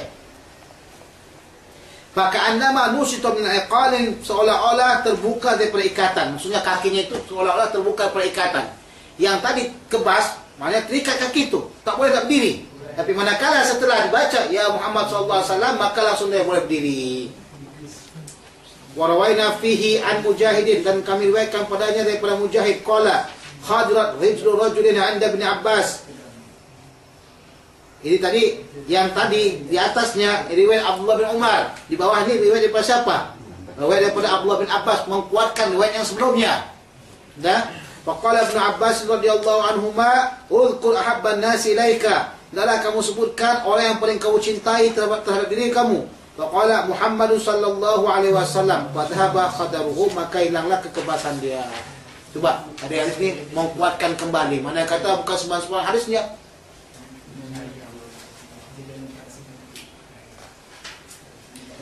Rawaina fihi, dan kami akan pada masalah ini an Ibrahim bin Munzir ahadu suyukh al-Bukhari alladziina rawa anhum fi sahihihi. Salah seorang pada Syekh Ibrahim Bukhari, ya, yang dia riwayat daripada mereka pada kitab sahihnya, qala ahlul madinati ya'jabuna min husni baiti Abi Atahiyah. Atahiyah Abi Atahiyah ini katanya, ya, seorang yang memiliki rumah yang baik, yang bagus, yang indah. Ahli Madinah sangat suka sekali dengan bagus rumah dia tersebut. Maka dia kata apa? Tahduru fi ba'dil ahyin rijluhu fa illam yakul ya'utbu lam yadhhabil khadr. Maka kadang-kadang pada satu waktu kakinya itu kebas. Maka jikalau dia tak katakan ya'utbu, siapa ya'utbu? Nah, siapa utbu? Lam yadhhab khadar. Jadi di sini katanya disebut kalimat ya'udbu, pemilik rumah tersebut yang cantik, indah hatinya. Nah, ketika disebutkan dia tersebut, maka hilanglah kekebasan kaki dia tersebut. Itu yang kita katakan kadang-kadang karena kita cinta pada seseorang, bila disebutkan langsung kita semangat, kan? Begitu. Ya, Sofian. Sebab tu dia kata orang dahulu, ingat saya dahulu kalau kita belajar di sekolah, kita mesti punya pacar, dia kata. Kenapa mesti kita punya pacar? Sebab kalau kita punya pacar, kita akan semangat belajar. Siapa yang punya pacar, dia semangat belajar. Tapi ternyata terbagi dua. Ada yang memang semangat belajar, ada pula orang yang paling malas jadinya. Ada orang yang memang semangat belajar, jadi dia dapat ranking pertama. Number one. Ada pula yang malas, setiap harinya dia buat surat terus. Bukan sama doktor buatnya, bukan sama guru buatnya, buat sama pacar. Pekerjaan rumah tak pernah dibuatnya. PR nama istilah kami. PR, pekerjaan rumah tak dibuatnya. Tapi surat kepada kekasihku yang kucinta. Ku kotori kertas yang putih ini hanya untukmu seorang kekasih. Tak mampu aku berikan kepadamu cintaku yang begitu mahal sekali. Jangan hafal lah. Pengalaman lah. Saya tak pengalaman lah. Cuma kita diceritakan oleh orang yang berpengalaman. Ada nabihin. Babu jawazi du'a al-insan ala man zalama al-muslimina aw zalamu wahdahu. Bab bolehnya mendoakan seseorang yang orang tersebut menzalimi muslim atau menzalimi orang seseorang dia. Mana kata ini orang kafir atau orang yang menzalimi orang muslim, maka kita boleh mendoakan orang yang zalim tersebut sekedar kezaliman dia. Ingat, ada takkid ada katanya sekedar kezaliman dia. Lebih pada itu dosa. Itu dia. Hati-hati. Nah, lebih pada itu dosa. Dia cuma pukul kamu, ya Allah, aku bunuh dia. Mati dia, dosa lebihnya tu. Sebab doa orang yang zalimi makbul. Tapi kalaupun makbul, nama kalimat makbul, belum lagi katakan dosa atau enggak berdosa. Berlebih kena atau menzalimi dia juga. Bagaimana menzalimi? Menzalimi dengan doa. Faham? Nanti tengok sini bagaimana cara doa-doanya ulama-ulama daripada sahabat. I'lam anna hadzal bab wasi'un jiddan. Perlu kamu ketahui bab ini sangat luas sekali. Wa qad tazahharu ala jawazi nususul kitab wa sunnati wa af'ali salafil ummati wa khalafiha, dan telah nyatalah daripada bolehnya benda tersebut dengan nas daripada Quran. Kalimat nas dalam usul fikih beda maknanya. Nas yang dia tak boleh pergi ke mana-mana maknanya. Tak boleh takwilkan ke mana-mana. Itu namanya nas. Tak boleh kita maknakan kepada lain. Kalau aqimus solat, laksanakan solat. Solat wajib, maknanya tidak boleh pergi ke mana-mana. Solat sunat tak boleh lagi. Kata boleh di sunat tak lagi. Hukumnya memang solat itu aqimus solat nas. Sudah? Wa sunnatuna sunnah Rasulullah SAW wa af'alu salafil ummati wa khalafiha, dan perbuatan daripada salaf ummah, ulama-ulama dahulu, para sahabat, tabi'un, dan khalafnya ulama-ulama Islam kurun ke-300. Salaf ummah itu daripada kurun yang kurun 1 sampai kurun yang ke-300. Itu namanya salafus salihin. Bukan salafi, nak buat Wahabi kata salafi. Tak benar salafi mereka itu. Nah, orang ikut salafi, mereka talafi. Bukan salafi, talafi. Tahu talafi? Talafi artinya rusak. Itu talafi ya, ini talafi yang rusak. Talaf, itilaf je. Talaf rusak. Jangan sebutkan semua orang Wahabi yang tertalafi. Atau sebutkan itu yang nyawa tak. Dia kata terkafir. Mudah sekali orang buat kafir tahu. Jadi yang dikatakan khalaf setelah 300 tahun ke bawah sampai kita juga khalaf. Waqad akhbara Allah Ta'ala bi mawadhi'a katsiratin ma'lumatin al-Qur'ani 'anil anbiya'i shalawatullahi wa salamuhu 'alaihim bi du'aihim 'alal kuffar. Dan Allah SWT telah mengkhabarkan pada tempat-tempat yang banyak sekali yang diketahui dalam Al-Quran Al-Karim daripada Nabi-Nabi atas mereka salat dan salam dengan doa-doa mereka terhadap orang-orang kafir. Allah Subhanahu Wa Taala menunjukkan dalam Al-Quran bagaimana doanya Nabi Nuh AS terhadap umatnya yang kafir. Allah Subhanahu Wa Taala menunjukkan bagaimana doanya Nabi Saleh kepada umatnya yang kafir. Allah Subhanahu Wa Taala menunjukkan doa daripada Nabi Allah Musa kepada umatnya yang kafir. Demikian juga kepada umat-umat yang lainnya. Allah tunjukkan itu bagaimana seorang Nabi mendoakan umatnya yang kafir. Nah, maknanya seseorang yang Muslim boleh mendoakan kepada orang yang kafir, orang-orang yang kafir yang zalim terhadap orang Muslim. Contoh seperti apa? Seperti Amerika, yang banyak membunuh umat Islam. Nah, seperti Obama dan George Bush. Saya kira lah. Wallah alam, Quran itu pandangan lain. Orang yang paling jahatnya adalah George Bush. Lebih jahat dibandingkan daripada Bill Clinton. Itu kemungkinan besar daripada sejarah. Sebenarnya George Bush itu adalah keturunannya daripada Inggris, daripada British. Dan kemungkinan besar keturunan Yahudi. Macam mana berlaku di Libya macam mana? Dia tu Islam tak? Nanti tengok di sini, nanti baru kita jawab. Sebab ini panjang babnya. Sebab kata babun wasi'un. Bab wasi'. وروينا في صحيح البخاري ومسلم عن علي رضي الله عنه أن النبي صلى الله عليه وسلم قال يوم الأحزاب. Bahwasanya Rasulullah SAW berkata ketika waktu Ahzab, ini orang kafir, mala Allah buyutahum wa kuburahum nara. Allah Subhanahu Wa Taala memenuhkan rumah-rumah mereka dan kuburan mereka akan neraka. Maksudnya akan api. Allah Subhanahu Wa Taala memenuhkan rumah mereka dengan api. Allah memenuhkan kuburan mereka dengan api. Allah siksa mereka. Kenapa? Karena kata sagaluna 'anis salatil wusta, mereka telah sibukkan kita daripada salat asar. Maksudnya ketika waktu perang ya Rasulullah SAW, ya, sehingga Rasulullah SAW ketika perang orang kafir tertinggal salat asarnya.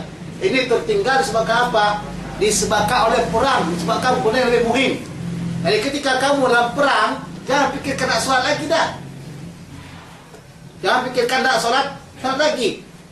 Oh, dia dah kapal dah nak tenggelam ni. Solat lagi, belum lagi dah solat katanya. Larilah dulu, solat dulu dekat Allah, solat dulu katanya. Ya Allah Tuhanku, ini enggak tahu fikih. Selamatkan diri kau dulu baru kau solat. Tahu enggak? Jadi Rasulullah SAW ketika itu perang, dia tinggalkan solatnya. Kata Umar, ya Rasulullah, hampir aku tinggalkan solat asar katanya. Aku pun juga begitu kata Rasulullah, aku belum solat lagi asar. Kata Rasulullah SAW. Maka Rasulullah SAW, Allah SWT mulukan kuburan orang-orang kafir dengan neraka, dengan api. Jadi Rasulullah tengok aulawiyat dalam keadaan itu memang enggak mampu untuk solat. Sudah?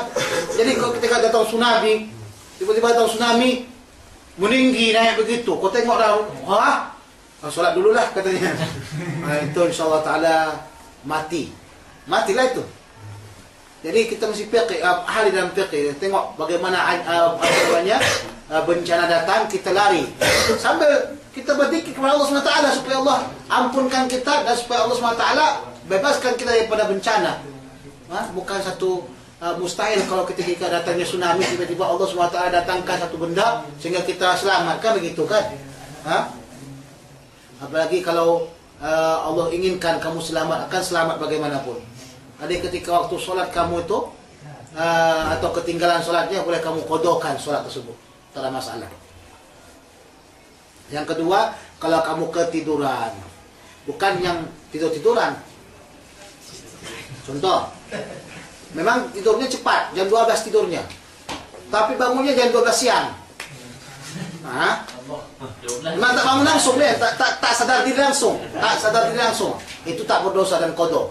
Tapi udah beberapa menit lagi, atau 1 jam atau setengah jam lagi nak sholat, kemudian dia memang tahu kalau dia tidur memang tak akan bangun lagi.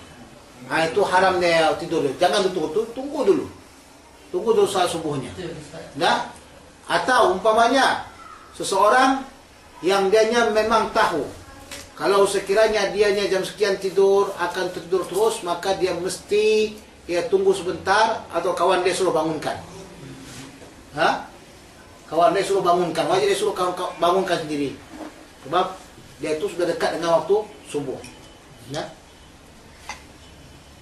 Ada di antara daripada kawan kita dulu itu tidur 2 hari 2 malam di Banjar. 2 hari 2 malam dia tidur. Jadi 2 hari 2 malam dia tidur, dia kodo 24 jam, sekitar 48 jam dia kodo. Berapa solat dia kodo? 10 solat. 10 solat. Memang tak sedar. Memang tak sedar. Tak sedar, terus tidur. Itulah kalau ketentuan Allah SWT. Kalau orang tua yang tidur, memang tidur terus sudah sedar diri. Udah. Contohlah kebesaran Allah SWT, Ali Kahfi tidur berapa tahun? Nah, kalau dia tidur 2 hari memang biasa benda tu. Saya pernah sekali ni cerita tidur benar. Saya pernah sekali sama Najib dulu. Masak untuk DPM. Masak untuk DPM, kami enggak tidur malam. Letih betul.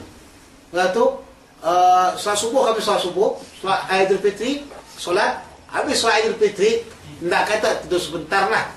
Tidur sebentar tu sampai jam 10 kami bangun. 10 malam. 10 malam bangun. Coba bayangkan, enggak sadar diri, 10 malam bangun. Kalau dia tanya sama dia. Biasa itu. Kodok. Berdosakah? Tak berdosa, tapi wajib kodok. Beda pula dengan orang yang dah tidur dia azan Allahu Akbar. Dia bangun, bangun. Subuh, bangun. Tak bangun dia. Bangun, tak bangun. Bakar nanti. Dia katakan, tak bangun juga. Bakar saja, kata tak bangun juga. Ini orang susah ni. Terus tu tiba-tiba bangun jam 12 siang. Malaslah tertidur tadi tu, tak berdosa. Bukan tak berdosa sebab dia dah dibangunkan. Dah? Tapi walaupun demikian wajib dia qada. Walaupun dia keluar tinggalkan solat dalam keadaan apa? Dalam keadaan malas atau dalam keadaan sengaja, wajib dia qada. Haram hukumnya dengan qada. Sebab syarat taubat itu salah satunya adalah apa? Syarat taubat itu mesti melaksanakan syarat taubat. Salah satunya kalau dia syarat daripada taubat mesti dia tak tinggalkan lagi solat dan dia qada solat yang dia tinggalkan. Walawaina fi sahihaini min turukin, dan kami akan dalam kitab Sahih Bukhari dan Muslim dengan tarik yang banyak. Annahu sallallahu alaihi wasallam da'a 'alal ladzina qatalul qurra'a radhiyallahu anhum. Rasulullah sallallahu alaihi wasallam mendoakan, tengok kalimat Allah, biasanya kalimat Allah kepada orang-orang yang jahat dengan doa yang bencana. Rasulullah SAW mendoakan bencana atau mendoakan dengan doa-doa yang tak baguslah kepada orang-orang yang membunuh daripada ahli qurra, ahli membaca Al-Quran. Mereka itu sekitar 80 orang. Rasulullah SAW mengutus mereka delegasi untuk mengajarkan Al-Quranul Karim.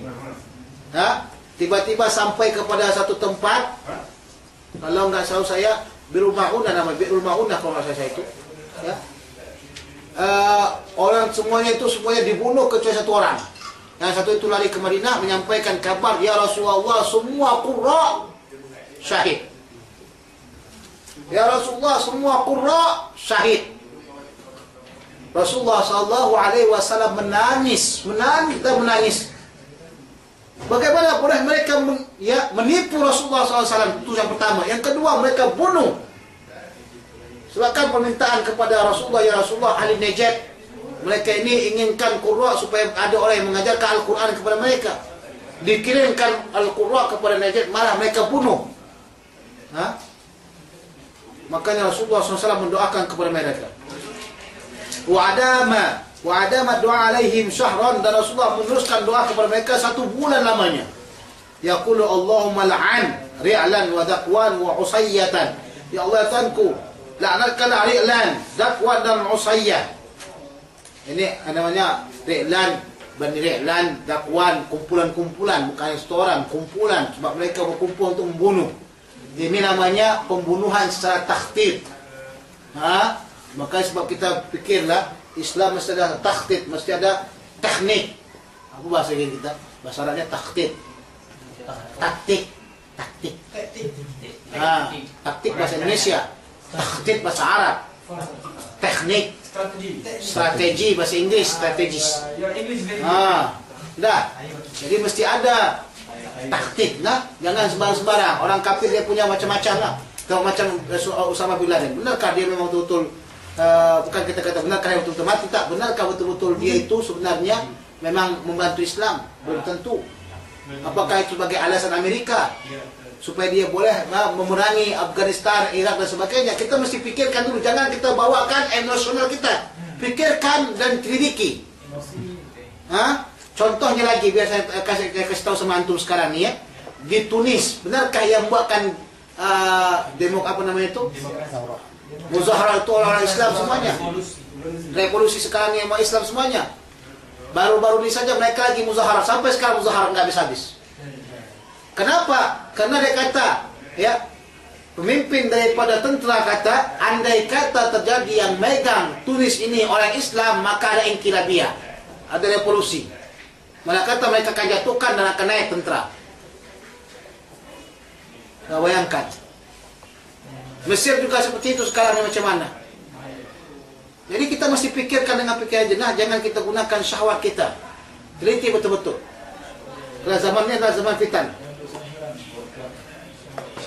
Warawaina fi sahihaihima 'an Ibnu Mas'ud radhiyallahu anhu fi hadithihi, dan kami riwayatkan daripada Sahih Bukhari dan Muslim riwayat Abdullah bin Mas'ud radhiyallahu anhu pada hadisnya yang panjang fi qissati Abi Jahlin wa ashabihi, pada kisah Abu Jahal dan sahabat-sahabatnya. Tengok Abu Jahal bagaimana jahatnya.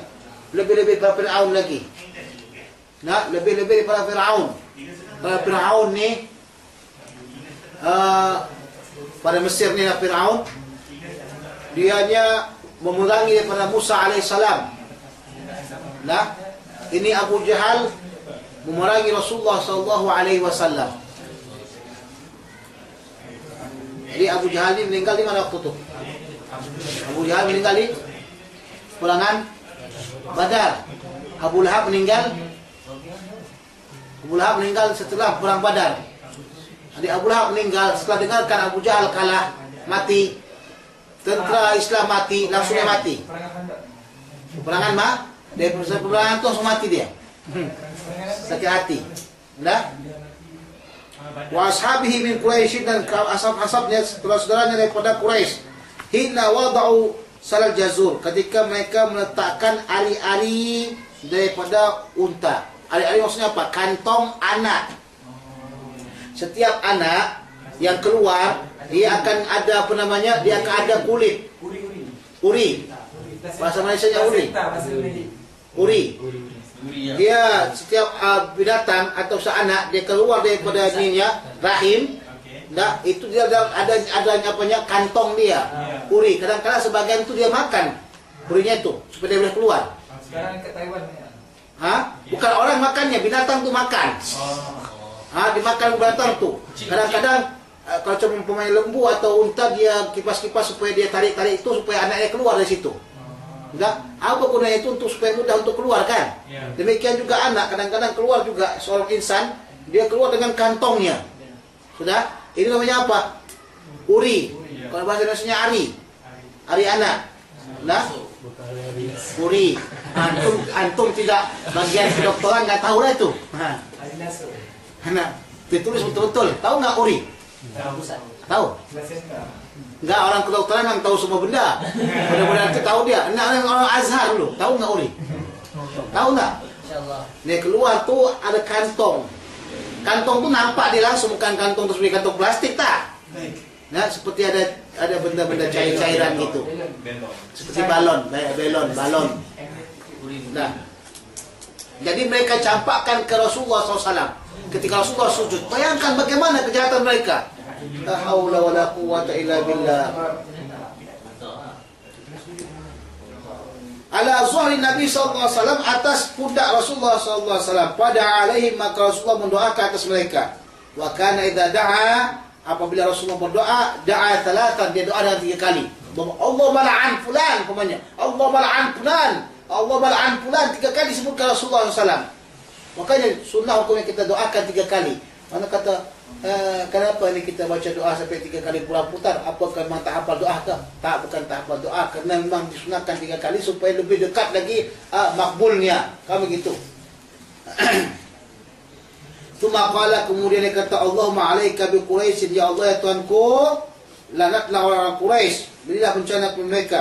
Salata marrat, 3 kali. Tuma qala, Allahumma alaika bi Abi Jahlin wa Utbah bin Rabi'ah, ya Allah ya Tuhanku, hendaklah kamu, ya Allah Tuhanku, hendaklah kamu berikan bencana terhadap Abu Jahal, Utbah bin Rabi'ah dan sebagainya.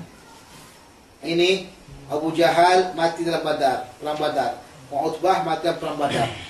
Tu dia kata, ada lagi sebagian saya lupa namanya. Dari katakan si Fulan akan mati di perang Badar. Saya lupa nama orang tersebut. Jadi didoakan dalam doa ini juga. Jadi ada kata keluarga dia, jangan pergi perang. Kalau sudah Muhammad doakan, tu doanya bahaya. Mereka memang yakin dengan Nabi Muhammad, bukan sembarangan. Mereka yakin. Mereka percaya Muhammad tu kalau bercakap begitu. Mereka tak akan katakan Muhammad tu berdusta. Muhammad tak berdusta. Kalau dia doakan begitu, pasti akan dapat celaka. Tapi dia yang namanya takdir begitulah kan. Dia kata tak apalah, saya dah tengok-tengok aja sikit-sikit, enggak sampai sana pun. Jadi kalau kita katakan dari sini pergi dulu ke rumah saya. Peperangan itu di mana? Peperangan itu pemain katakan di Mahathir. Jadi dibawanya unta apanya kuda dia pergi ke rumah saya dulu, ditambatnya, tengoknya dia jauh-jauh. Nah, contoh tak enak juga tengok jauh katanya. Pergi ke depan lagi, dibawanya ke depan lagi sedikit.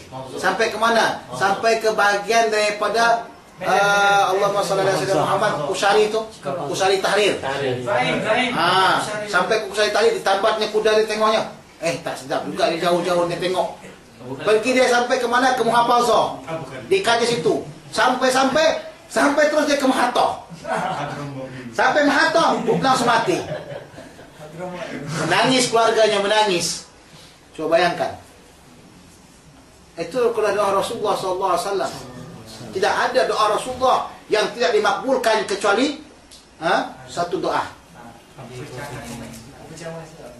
Satu doa yang Rasulullah SAW tidak dimakbulkan. Ada 3 doa. Doa ini didoakan Rasulullah di bagian Masjid Ijabah. Sekarang namanya Masjid Ijabah. Kalau kamu pergi ke Madinah, ada situ namanya Masjid Ijabah. Di belakang sana itu tempat perumahan Malaysia tabung haji. Dekat dengan tabung haji Malaysia di Madinah, di situ ada Masjid Ijabah. Jadi Rasulullah datang situ berdoa, Rasulullah SAW, ya Allah ya Tuhanku, janganlah kamu matikan umatku dalam keadaan atau siksa umatku dalam keadaan mufajaah sehingga mati semuanya. Allah makbulkan doanya. Kemudian salah satunya doa yang tidak dimakbulkan, ya Allah Tuhanku, janganlah jadikan umatku berpecah belah. Doa yang tidak dimakbulkan oleh Allah SWT sehingga Rasulullah menangis. Rasulullah menangis sebablah itulah Syiah paling suka pergi ke masjid itu. Bila mereka sampai ke masjid itu, mereka akan menangis. Kenapa mereka menangis? Mereka teringat dengan doa yang tidak dimakbulkan. Mereka kata, andaikan doa itu makbul di saya, Sayyidina Husain tidak akan mati. Mereka kata begitu. Nanti itu takdir Allah SWT. Semua doa Rasulullah makbul kecuali doa yang tadi.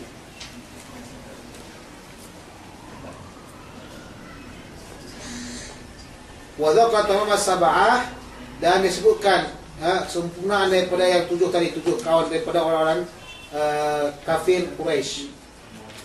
Wa tamam al-hadis, dan kesempurnaan hadis tersebut. Wa rawaina fi sahihaihi ma'an Abi Hurairah radhiyallahu anhu anna Rasulullah sallallahu alaihi wasallam kana yad'u Bahwasanya Rasulullah berdoa, Allah masdud wa ta'ataka ala mudar, Allah maj'al alaihim sinina ka sinini Yusuf. Jadi yang paling bagusnya kata kasinina Yusuf. Kasini dijadikannya sini, jadi mudhaf. Yusuf yang mudhaf ilaih dibuangin nun. Tapi lughah yang paling bagusnya kasinina Yusuf.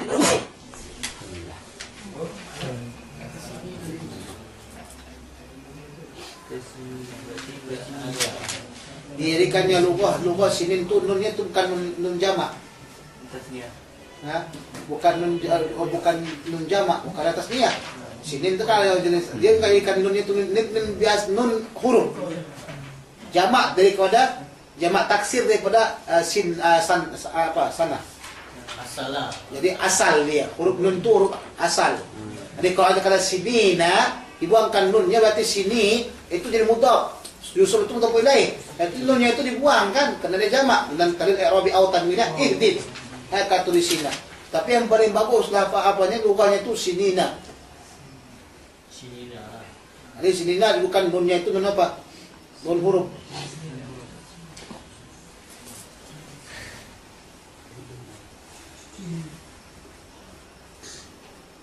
Ya Allah Tuhanku, bunuhlah dengan kejam orang-orang mudar. Ya Allah ya Tuhanku, jadikanlah ya. Ini nama mudar ni masuk daripada orang-orang Quraisy, dan jadikanlah mereka atas mereka itu tahun mereka seperti tahun Yusuf. Kenapa tahun Yusuf? Tahun Yusuf seperti tahunnya 7 tahun mereka kekeringan, kundul, tak ada air, tak ada makanan dan sebagainya.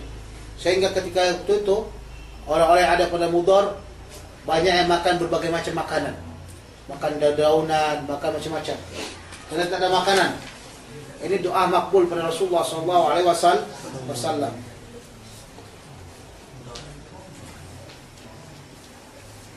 Nanti dia ceritakan di sini doa untuk orang kafir saja, nanti masuk kepada doa orang Muslim.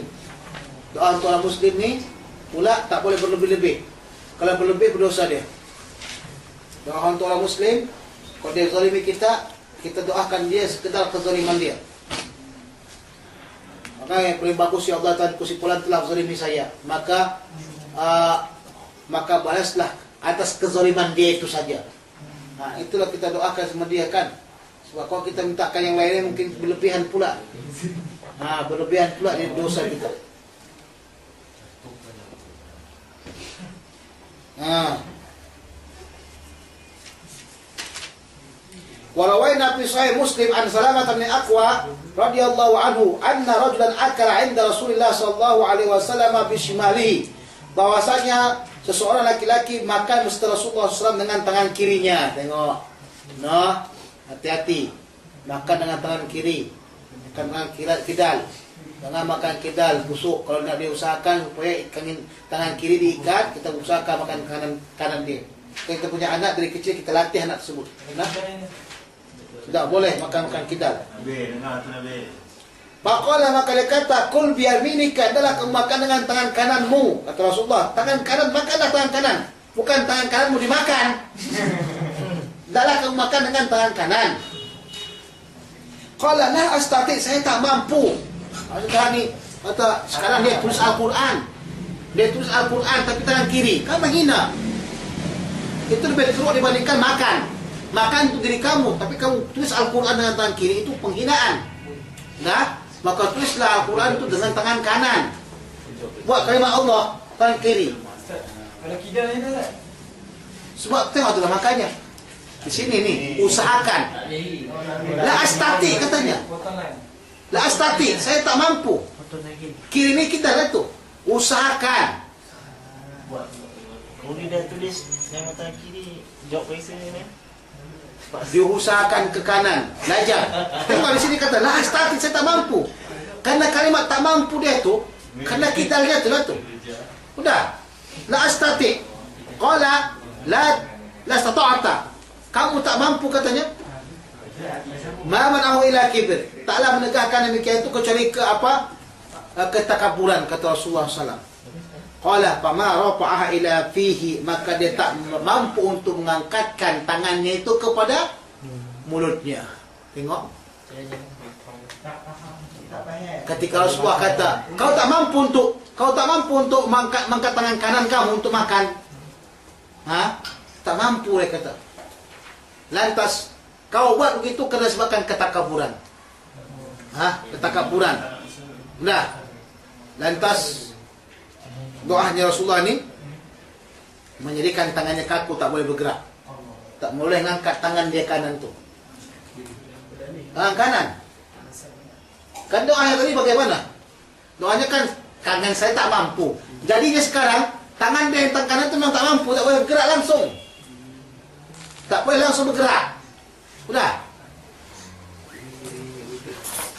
Kok dia kata Rasulullah tadi itu jadinya? Yang dipermasalahkan tangan kanannya. Rasulullah nak katakan dia tadi kan, supaya sama apa yang dia katakan. Jadi doanya tadi cuma doanya sesuai dengan apa yang tadi itu. Rasulullah suruh dia tapi dia kata tak mampu. Itu kan tak kabur dengan Rasulullah. Hati-hati dengan, apalagi kalau guru-guru kita suruh dengan yang baik, kita tak mau. Itu hati-hati. Kalau enggak pun ini sama seperti dulu guru saya namanya Syekh Abdul Rahman An-Nadawi di Indonesia. Anak muridnya punya rambut panjang. Di mahat kami tak boleh rambut panjang. Yang di bagian tepi-tepi ini semuanya segini saja. Yang pada gini sampai lewat daripada segini kena potong. Dia punya rambut panjang. Disuruh guru pangkas potong. Dia tak potong-potong, diginikan guru. Pak! Kepala dia. Habis tu, ini rambutnya semua yang bagian-bagian sini gugur semuanya. Tak berambut langsung. Dan saya sendiri tengok rambutnya memang tak berambut. Botak tengah. Bukannya botak tengah. Di sininya botak, di sininya botak. Oh, kena potong yang kecil. Bukan dipotong yang bekatan tangan guru tadi itu. Jadi bukan kata bekat ini kena sumpah dengan gurunya. Kena sumpah, bukan bekatnya, kena sumpah dengan gurunya. Tidak. Lain dengan Rasulullah SAW pegang kepala seorang anak. Lain dengan Rasulullah pegang kepala anak. Kepala anak yang dipegang tersebut sampai dia tua tidak ada beruban.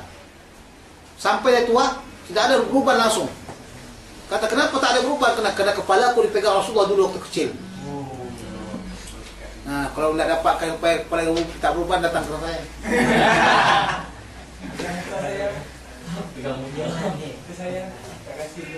Qultu hadha rajul huwa Busrun bidhammil ba. Ini laki-laki namanya si Busrun dengan dhammakan ba. Wa bisinil muhmalah dengan sin yang tidak bertitik. Ibnu Ra'i al-Airi al-Asja'i.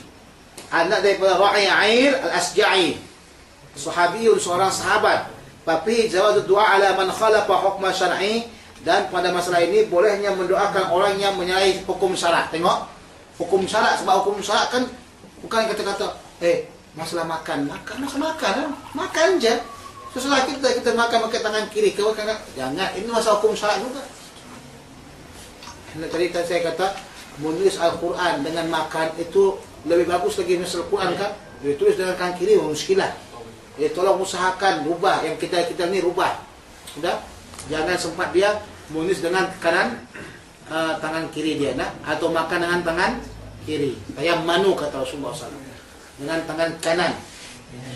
Yang manu.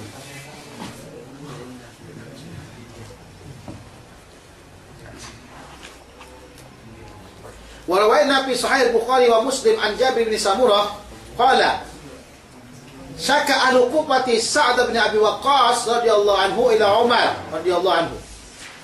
Mengadulah ahli Kufah tentang masalah Sa'd bin Abi Waqqas. Mencerita Sa'd bin Abi Waqqas ni dikuburkan di China. Dikuburkan di mana? China. Tapi Allah alam di mana tepatnya. Tapi orang China mengaku Sa'd bin Abi Waqqas yang dikuburkan di sana. China bagian daripada baratnya kan, bagian daripada sebelah barat dia, atau jangan siang tahap perang lagi itu bagian mana? Siang. Banyak Islam kan, bagian Xinjiang. Bukan siang lah, Xinjiang. Kalau siang itu lain lah, siang malam namanya.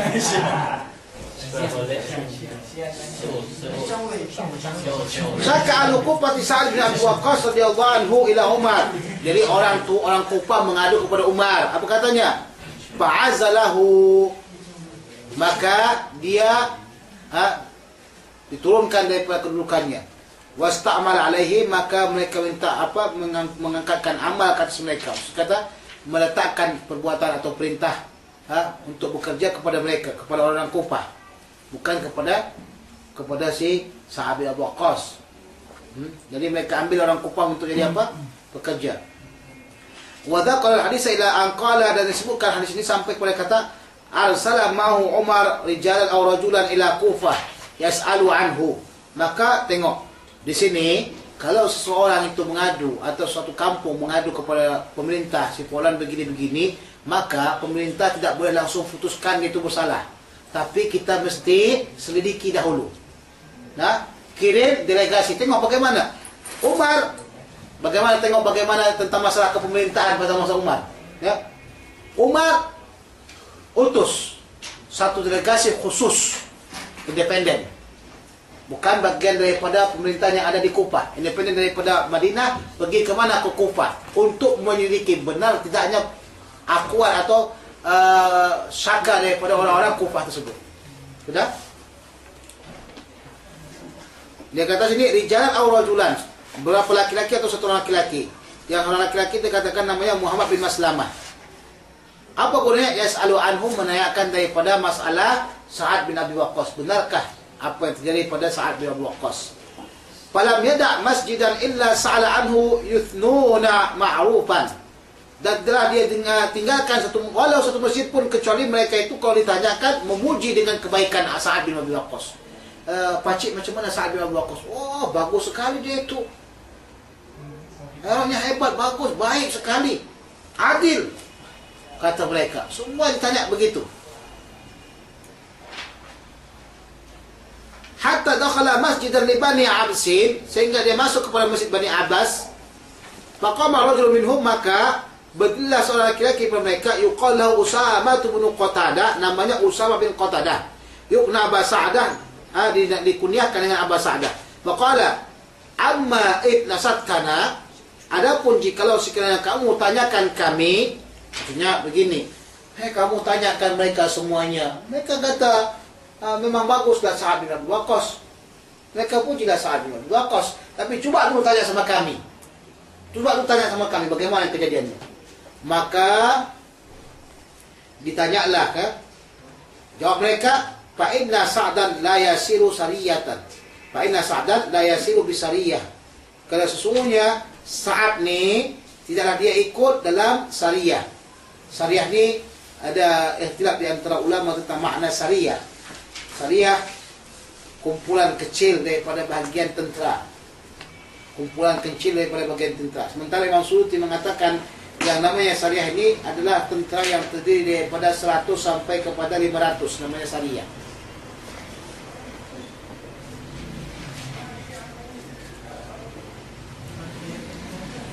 Sementara 100 sampai kepada 500 namanya apa? Sariyah. 500 lebih namanya apa? Mansar. Tulis itu. Sariyah apa berapa? 100 sampai 500. Macam kita lah. Ada namanya kita itu kan. Pernah itu dengarkan? Batalion berapa? Batalion kalau ini 6 orang je. Saya kata batalion berapa? Ada istilah batalion, ada kata istilah ini kompi. Kami ada kompi, ada batalion, ada. Batalion kan 32. Semua yang mereka ni budak-budak kaya tentera ni tak tahu batalion berapa, kompi berapa. Tak tahu. Tanya situ berapa banyak dah jumlah-jumlahnya. Jadi sariyah berapa tadi? 100 sampai ke bawah 500. Kalau mansar 500 ke atas. Kalau jais daripada 800 ke atas. 800 ke atas itu namanya jais. Kalau dari 4000 ke atas namanya jahfal. Jahfal bijim. Jahfal. Jafar. 4.000 ke atas namanya jahfal. Triliun. Jahfal 4.000 ke atas. Jais berapa? 800 ke atas. 500 ke atas namanya apa? Mansar. Yang 100 sampai ke 500 namanya apa? Sariyah. Sudah? Ini kelompok Sariyah, kelompok tentara yang kecil. Jadi katanya saat nih kalau ada Sariyah dia tak ikut. Padahal apa? Pemimpin Kufah, tapi tak mau ikut. Itu yang pertama. Yang kedua lagi apa katanya? Wala yaqsimu bisawiyah, dan dia tak pernah membagi-bagikan antara ghanimah itu dengan sama rata. Yang ketiga, wala ya'dilu fil qadiyah, dan tak pernah dianya berlaku adil dalam masalah qadiyah, apa aja hukum. Tak adil. 3 perkara dia kata. Qala Sa'd berkata Sa'ad, amma wallahi la ad'uwanna bi thalathin. Demi Allah, saya aku akan doakan terhadapnya dengan 3 perkara. 3 perkara didoakan. Allahumma, ya Allah, in kana 'abduka hadza kadiban. Ya Allah, jika sekiranya hambamu yang ini seorang pendusta, qama riya'an wa sum'atan, dia itu berdiri disebabkan riya dan sum'ah. Sum'ah ini dengarkan orang supaya orang dengarkan kata-kata dia. Fa'atil umrahu, maka adalah perpanjangkan umurnya. Tengok, disebutkan perpanjangkan umur, kalimat perpanjang umur. Apakah itu satu benda yang adab? Adab. Kalau orang terlalu panjang sangat umurnya, itu boleh jadi adab. Sudah? Kenapa doanya itu dikatakan fa'atil umri? Apakah ini menzalimi enggak?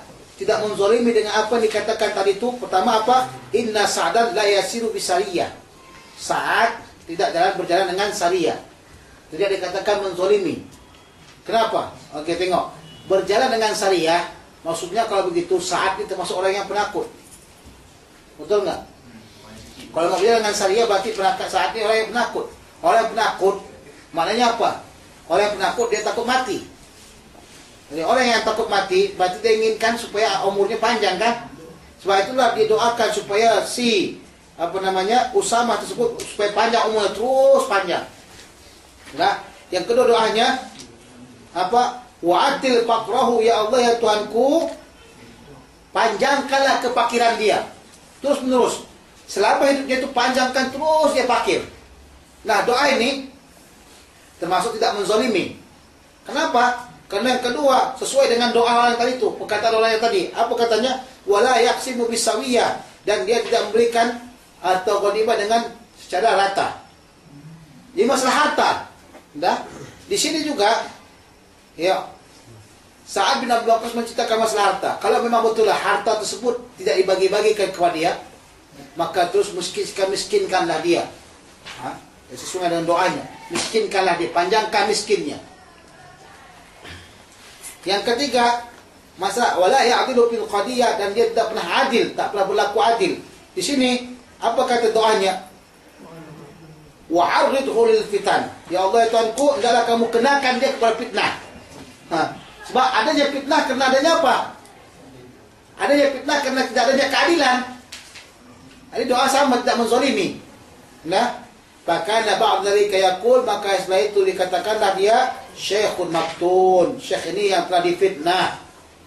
Asabatni da'watu Sa'din, ditangkap dia, dikata, kenapa kau buat begitu? Nanti diceritakan di sini. Kenapa kau buat begitu? Katanya, saya kena doanya Sa'ad bin Abi Waqqas. Hati-hati di situ. Jangan sempat orang mendoakan kamu nah.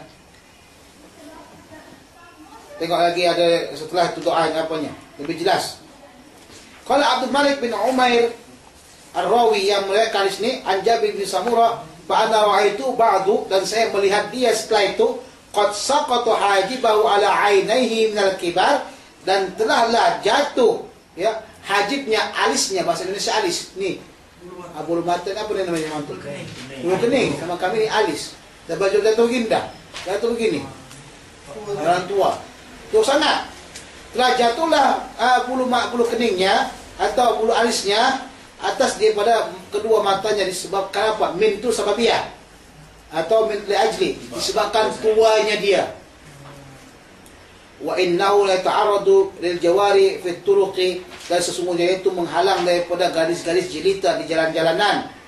fayahmizuhunna, maka dia meraba garis itu. Ya Allah ya Rahman, coba tengok bayangkan ini namanya keladi, apa namanya, tua-tua keladi, itu makin tua makin menjadi. Perempuan lewat dia raba. Allah ya Rahman. Cabul. Dah tua dah cabul. Jadi kena tangkap. Kena tangkap. Kenapa kau buat begini? Dia kata asobat ni da'watu Sa'ad bin Abi Waqqas. Kena doanya Sa'ad bin Abi Waqqas. Orang dah sebelum itu sudah paham juga kan dahulu kan. Orang dah sampai hadis tersebut kepada orang lain. Dah. Jadi ketika orang itu dengar asobat ni da'watu Abi Waqqas, mereka makin percaya dengan demikian. Maknanya yang kena ni apa tak ada lah. Ya. Yang kena ni Yang mengaku dia. Yang kena ni adalah Usama, yang dianya itu memfitnah, Sa'ad bin Abi Waqqas. Maka Sa'ad bin Abi Waqqas mendoakan 3 perkara agar dia umurnya makin panjang, tak mati-mati, kemudian kemiskinannya terus. Sebab kalau dia miskin, tak akan mungkin dia kalau dia hidup kaya, tak akan mungkin dia buat begitu. Sebab kalau dia kaya mungkin dia akan kahwin, tak akan hidup dia di tengah-tengah jalan, pegang anak orang tengah jalan. Orang yang kaya mungkin di rumah, tinggal di rumah kan. Dia miskin dia. Nah, ma'iyadzubillah. Ini hati-hati ni dah. Hati-hati kita kalau kita ada zalimi orang atau kita tuduh orang macam-macam. Nah, kalau dia mendoakan, wah bahaya sekali. Bahaya sekali. Satu lagi yang antum tahu, jangan antum sibuk nak kejar-kejar kedudukan. Jadi presiden, jadi perdana menteri kah, jadi menteri kah. Hati-hati. Orang yang paling banyak kena doa ni, orang yang paling banyak kena doa kutukan, pemimpin-pemimpin. Saya tengok sebelum jatuh Husni Mubarak, ya Allah ya Rahman. So setiap dinding-dinding tandas tertulis semua berbagai macam doa dan kutukan terhadap Mubarak. Bukan hanya di mana-mana, di tandas. Orang cuma berani di bawah tandas. Nah, di luar-luar mereka tak berani. Bila berani mereka buat setelah tanggal 28 Januari saja. Baru dibuat mereka Iskotul Nizam. Tapi ketika sebelum tanggal 28 Januari, semua tulisan tu tengok. Pasal duduk kita tandas tu, tengok tandas, dah ada bacaan yang lain-lain. Tapi saya termasuk orang yang rajin membaca tu. Supaya tahu, tengok bagaimana thaqafiyahnya. Orang Mesir suka nulis dalam tandas.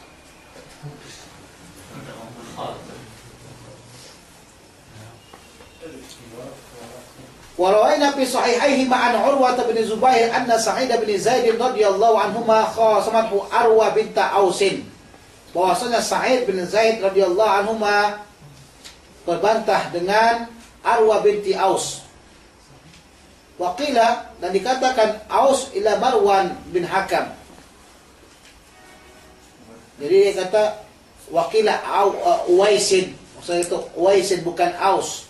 Waqila Uwaisin, jadi Arwa binti Uwaisin. Kemana mereka berbantah? Kepada ila Marwan bin Al-Hakam, kepada Marwan bin Hakam. Jadi masuk kepada qadiyah lah, mahkamah. Masuk kepada apa? Mahkamah. Bukan mahkamah konstitusi. Mahkamah permasalahan apa? Perdata. Masuk pada permasalahan perdata. Tahu masalah perdata? Di Indonesia namanya mahkamah perdata. Ada pula mahkamah perdana apa? Perdana pula. Ada mahkamah perdata, ada mahkamah apa lagi? Mahkamah konstitusi itu masalah undang-undang. Mahkamah perdata, mahkamah apa? Mahkamah pidana, mahkamah pidana namanya mahkamah jinayah. Jinayat bahasa Malaysia. Mahkamah jinayat. Mahkamah perdata itu mahkamah undang-undang apa namanya? Mahkamah undang-undang tanah, rumah dan sebagainya. Itu apa namanya itu Malaysia? Mana? Semuanya masuk mahkamah ya. Senang. Ada bedanya. Ada bedanya. Iya.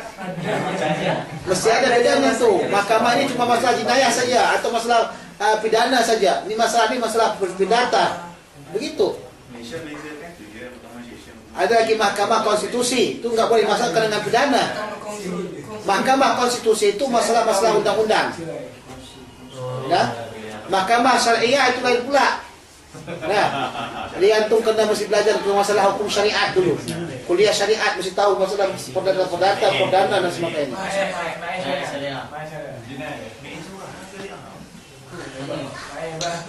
Hati-hati orang yang nggak pandai syariat nanti jadi Wahabi nanti tahu.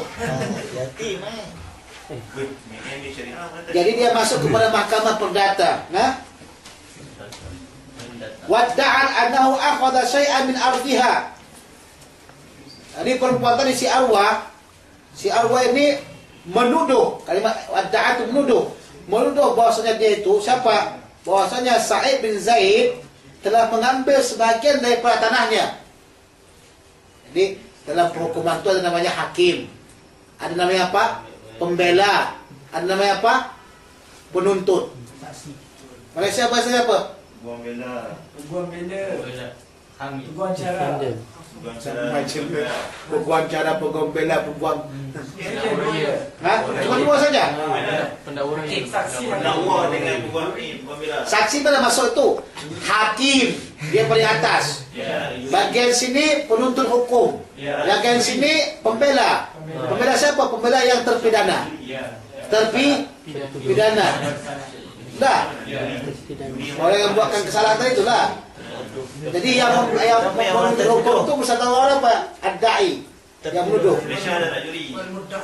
Ada hakim, mesti ada hakim dia. Sebab hakim itu memutuskan nanti mana yang benar. Dia palu, tuk kata begitu. Dah? Di mana-mana mahkamah saya ada, cuma kalau antum nggak tahu itu berarti memang nggak pernah masuk mahkamah lah. Mesir pun demikian juga. Yang tahu. Tapi istilahnya apa? Di sini mudda'il am. Istilah Mesir mudda'il am. Penuduh. Apa lagi namanya?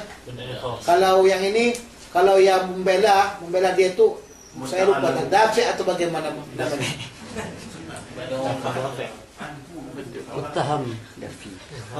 Muttaham itu perdana.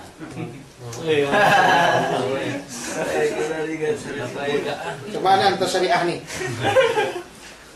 Tahu itulah. Faqala Sa'id, berkata Sa'id, ana kuntu akhudhu syai'an min ardiha. Saya telah mengambil, adakah saya telah mengambil tanah daripada tanahnya? Bagaimana saya boleh mengambil tanah daripada tanahnya? Ba'da sami'tu, setelah mendengarkan min Rasulullah sallallahu alaihi wasallam, dari Rasulullah sallallahu qala ma sami'ta min Rasulullah sallallahu, apa yang kau dengarkan daripada Rasulullah sallallahu? Maka kata saya nak katakan, dia nak kata saya ni mengambil tanah si Polanah tu setelah aku dengarkan kata-kata Rasulullah sallallahu alaihi wasallam. Apa yang kau dengarkan kata Rasulullah sallallahu? Maka yang menanyakan siapa? Marwan. Apa yang kau dengarkan kata Marwan? Qala sami'tu Rasulullah sallallahu alaihi wasallam, Rasulullah bersabda, man akhadha shibran min al-ardi zulman, siapa yang mengambil sejengkal saja daripada bumi atau tanah secara zalim, maksudnya secara tidak hak, bukan milik kamu. Hari ini maaf katalah di kampung-kampung baik begitu, hari ini tanda tanah itu buat sini, besok sikit aja pindahin, besoknya lagi pindah sikit lagi. Banyak kejadian begitu. Tiba-tiba ada satu rantai 1 meter dah pindahkannya dah. Paling banyak di kampung-kampung kejadian seperti itu. Pernah kamu dengar tak? Satu bulan boleh tengok sikit-sikit aja, sikit-sikit nggak terasa. Itu dosanya besar kali.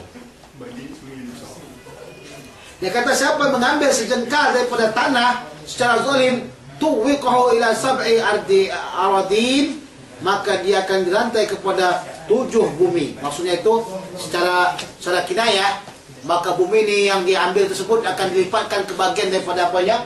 Lehernya. Nah. Qala Marwan, berkata Marwan, la as'aluka bayinatan ba'da hadha. Aku tak akan tanyakan kepada kau lagi tentang masalah bukti setelah ini. Kenapa Marwan cakap begitu? Karena yang dicakap ni sahabat. Sahabat semuanya udul. Tak mungkin mereka berdusta dah. Sahabat semua begitu. Kalau kamu katakan sahabat buat jahat, sahabat buat benda perkara yang pelik, mana kata Rasulullah SAW itu adalah orang yang tidak berhasil mendidik sahabatnya. Sebab itulah kita mengatakan kepada Syiah, bagaimana boleh mereka menghina sahabat-sahabat semuanya, mengatakan sahabat fasik atau kafir dan sebagainya. Sudah. Jadi Kata Marwan, kalau begitu tak akan kau tanya lagi dah bukti-buktinya. Udahlah, cukuplah. Tapi Sa'id tidak puas hati. Yang namanya manusia. Tak puas hati. Tengok hati-hati antum dah. Kalau antum zalimi orang, kadang-kadang orang tak puas hati dah selesai. Nggak puas hati juga dia buat macam-macam. Dia doakan, masih kurang gitu. Bayangkan kalau sekali dia pergi ke mana? Ke bawah mall. Ke bawah mall pergi dia. Santau. Hati-hati.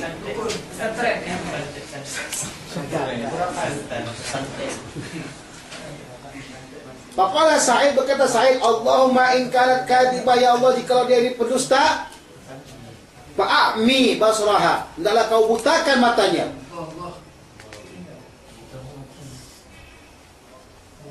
Waqtulha fi ardiha, dan hendaklah kamu bunuh dia pada bumi dia atau di tanah dia. Kenapa dia kata fa'ami basraha? Karena pencurian, tengok dia, apakah ini doa zalim atau tidak zalim? Kerana mencuri hak orang lain adalah disebabkan cinta dunia. Tengok tahlil ulama-ulama, apakah ini zalim tak zalim? Pencurian harta orang disebabkan cinta dunia. Tahu enggak? Tak akan mungkin kamu mencuri kecuali kamu tak mencintai dunia. Bagi orang yang mencintai dunia, maka dia buta mata dia. Buta akan hak. Sebab itu kata Rasulullah, hubbuka li syai'in yu'ma ayusam. Cinta kamu pada sesuatu itu membuatkan matamu buta dan kupingmu tuli. Betul enggak? Betul enggak? Kalau kamu cinta dengan seorang perempuan, matamu buta enggak? Buta. Perempuan tu jelek gila, hitam legam. Tapi cinta, gara-gara cinta, dia kata, kasih kau tu jelek sangat. Oh, kurang ajar kau kata jelek, itu cantik tu bagiku. Kan gitu. Nah, itu gara-gara cinta sangat lah. Gara-gara apa? Cinta. Atau gara-gara cinta kamu tak dengar kakak orang tua kamu. Jangan kau kawinkan si Polan. Jangan kau kawinkan si Polan katanya. Tak mau dengar juga dia. Kenapa? Dah mengulikan kuping dia. Nah? Sebab itulah dikata, hendaklah kamu butakan mata dia. Itu yang sekarang kau paut dia. Maka tak dikatakan zalim.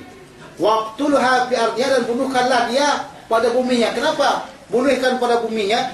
Sebab kecintaan dia pada bumi itu menghina atau menuduh Sa'id mengambil tanah dia.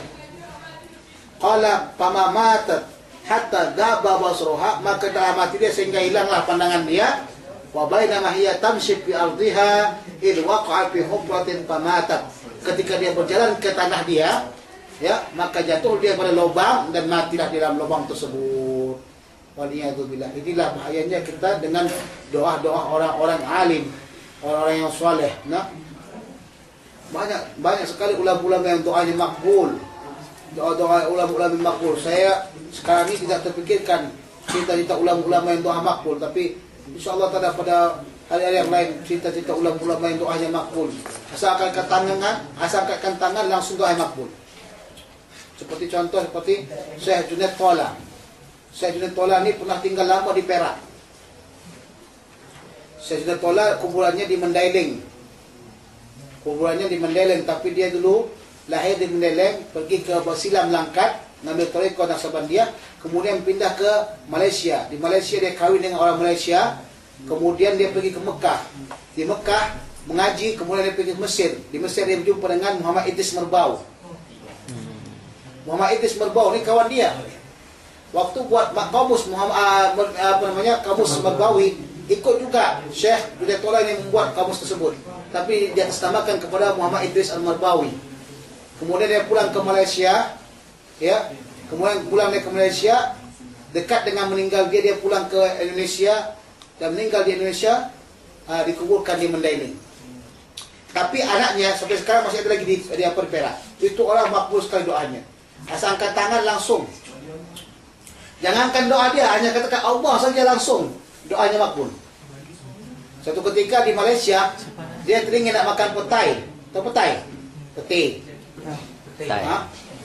Jadi ketika mau beli peti, orang tu kata apa? Saya mau beli peti lah dulu, tapi uangnya nanti saya bayar. Orang tu kata tak boleh lah begitu katanya, mesti bayar dulu. Sangat betul, saya ingin beli makan peti ni, tolong dulu lah. Enggak mau orang tersebut. Apa minta dia? Tai lah. Petai itu petai. Okey. Peti. Peti dengan petai itu hanya masalah kiraat saja. Sudah. Tak dikasihnya. Lantas Syekh Junaid Tola kata, Allah.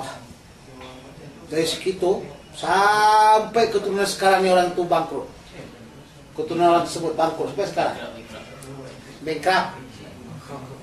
Nah, kalau nggak saya daerah yang tinggalkan itu saya Junaid Tola itu di bagian Perak. Kuburannya di Mandailing.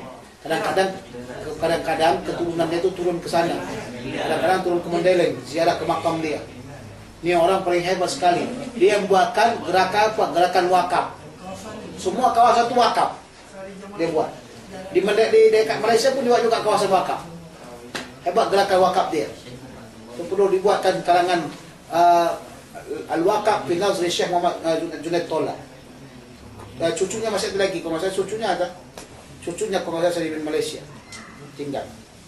Tapi istrinya yang apa juga ada di Indonesia. Nah. Oke, sampai situlah saya nanti sana. Jam berapa dah? 9:30. Allah.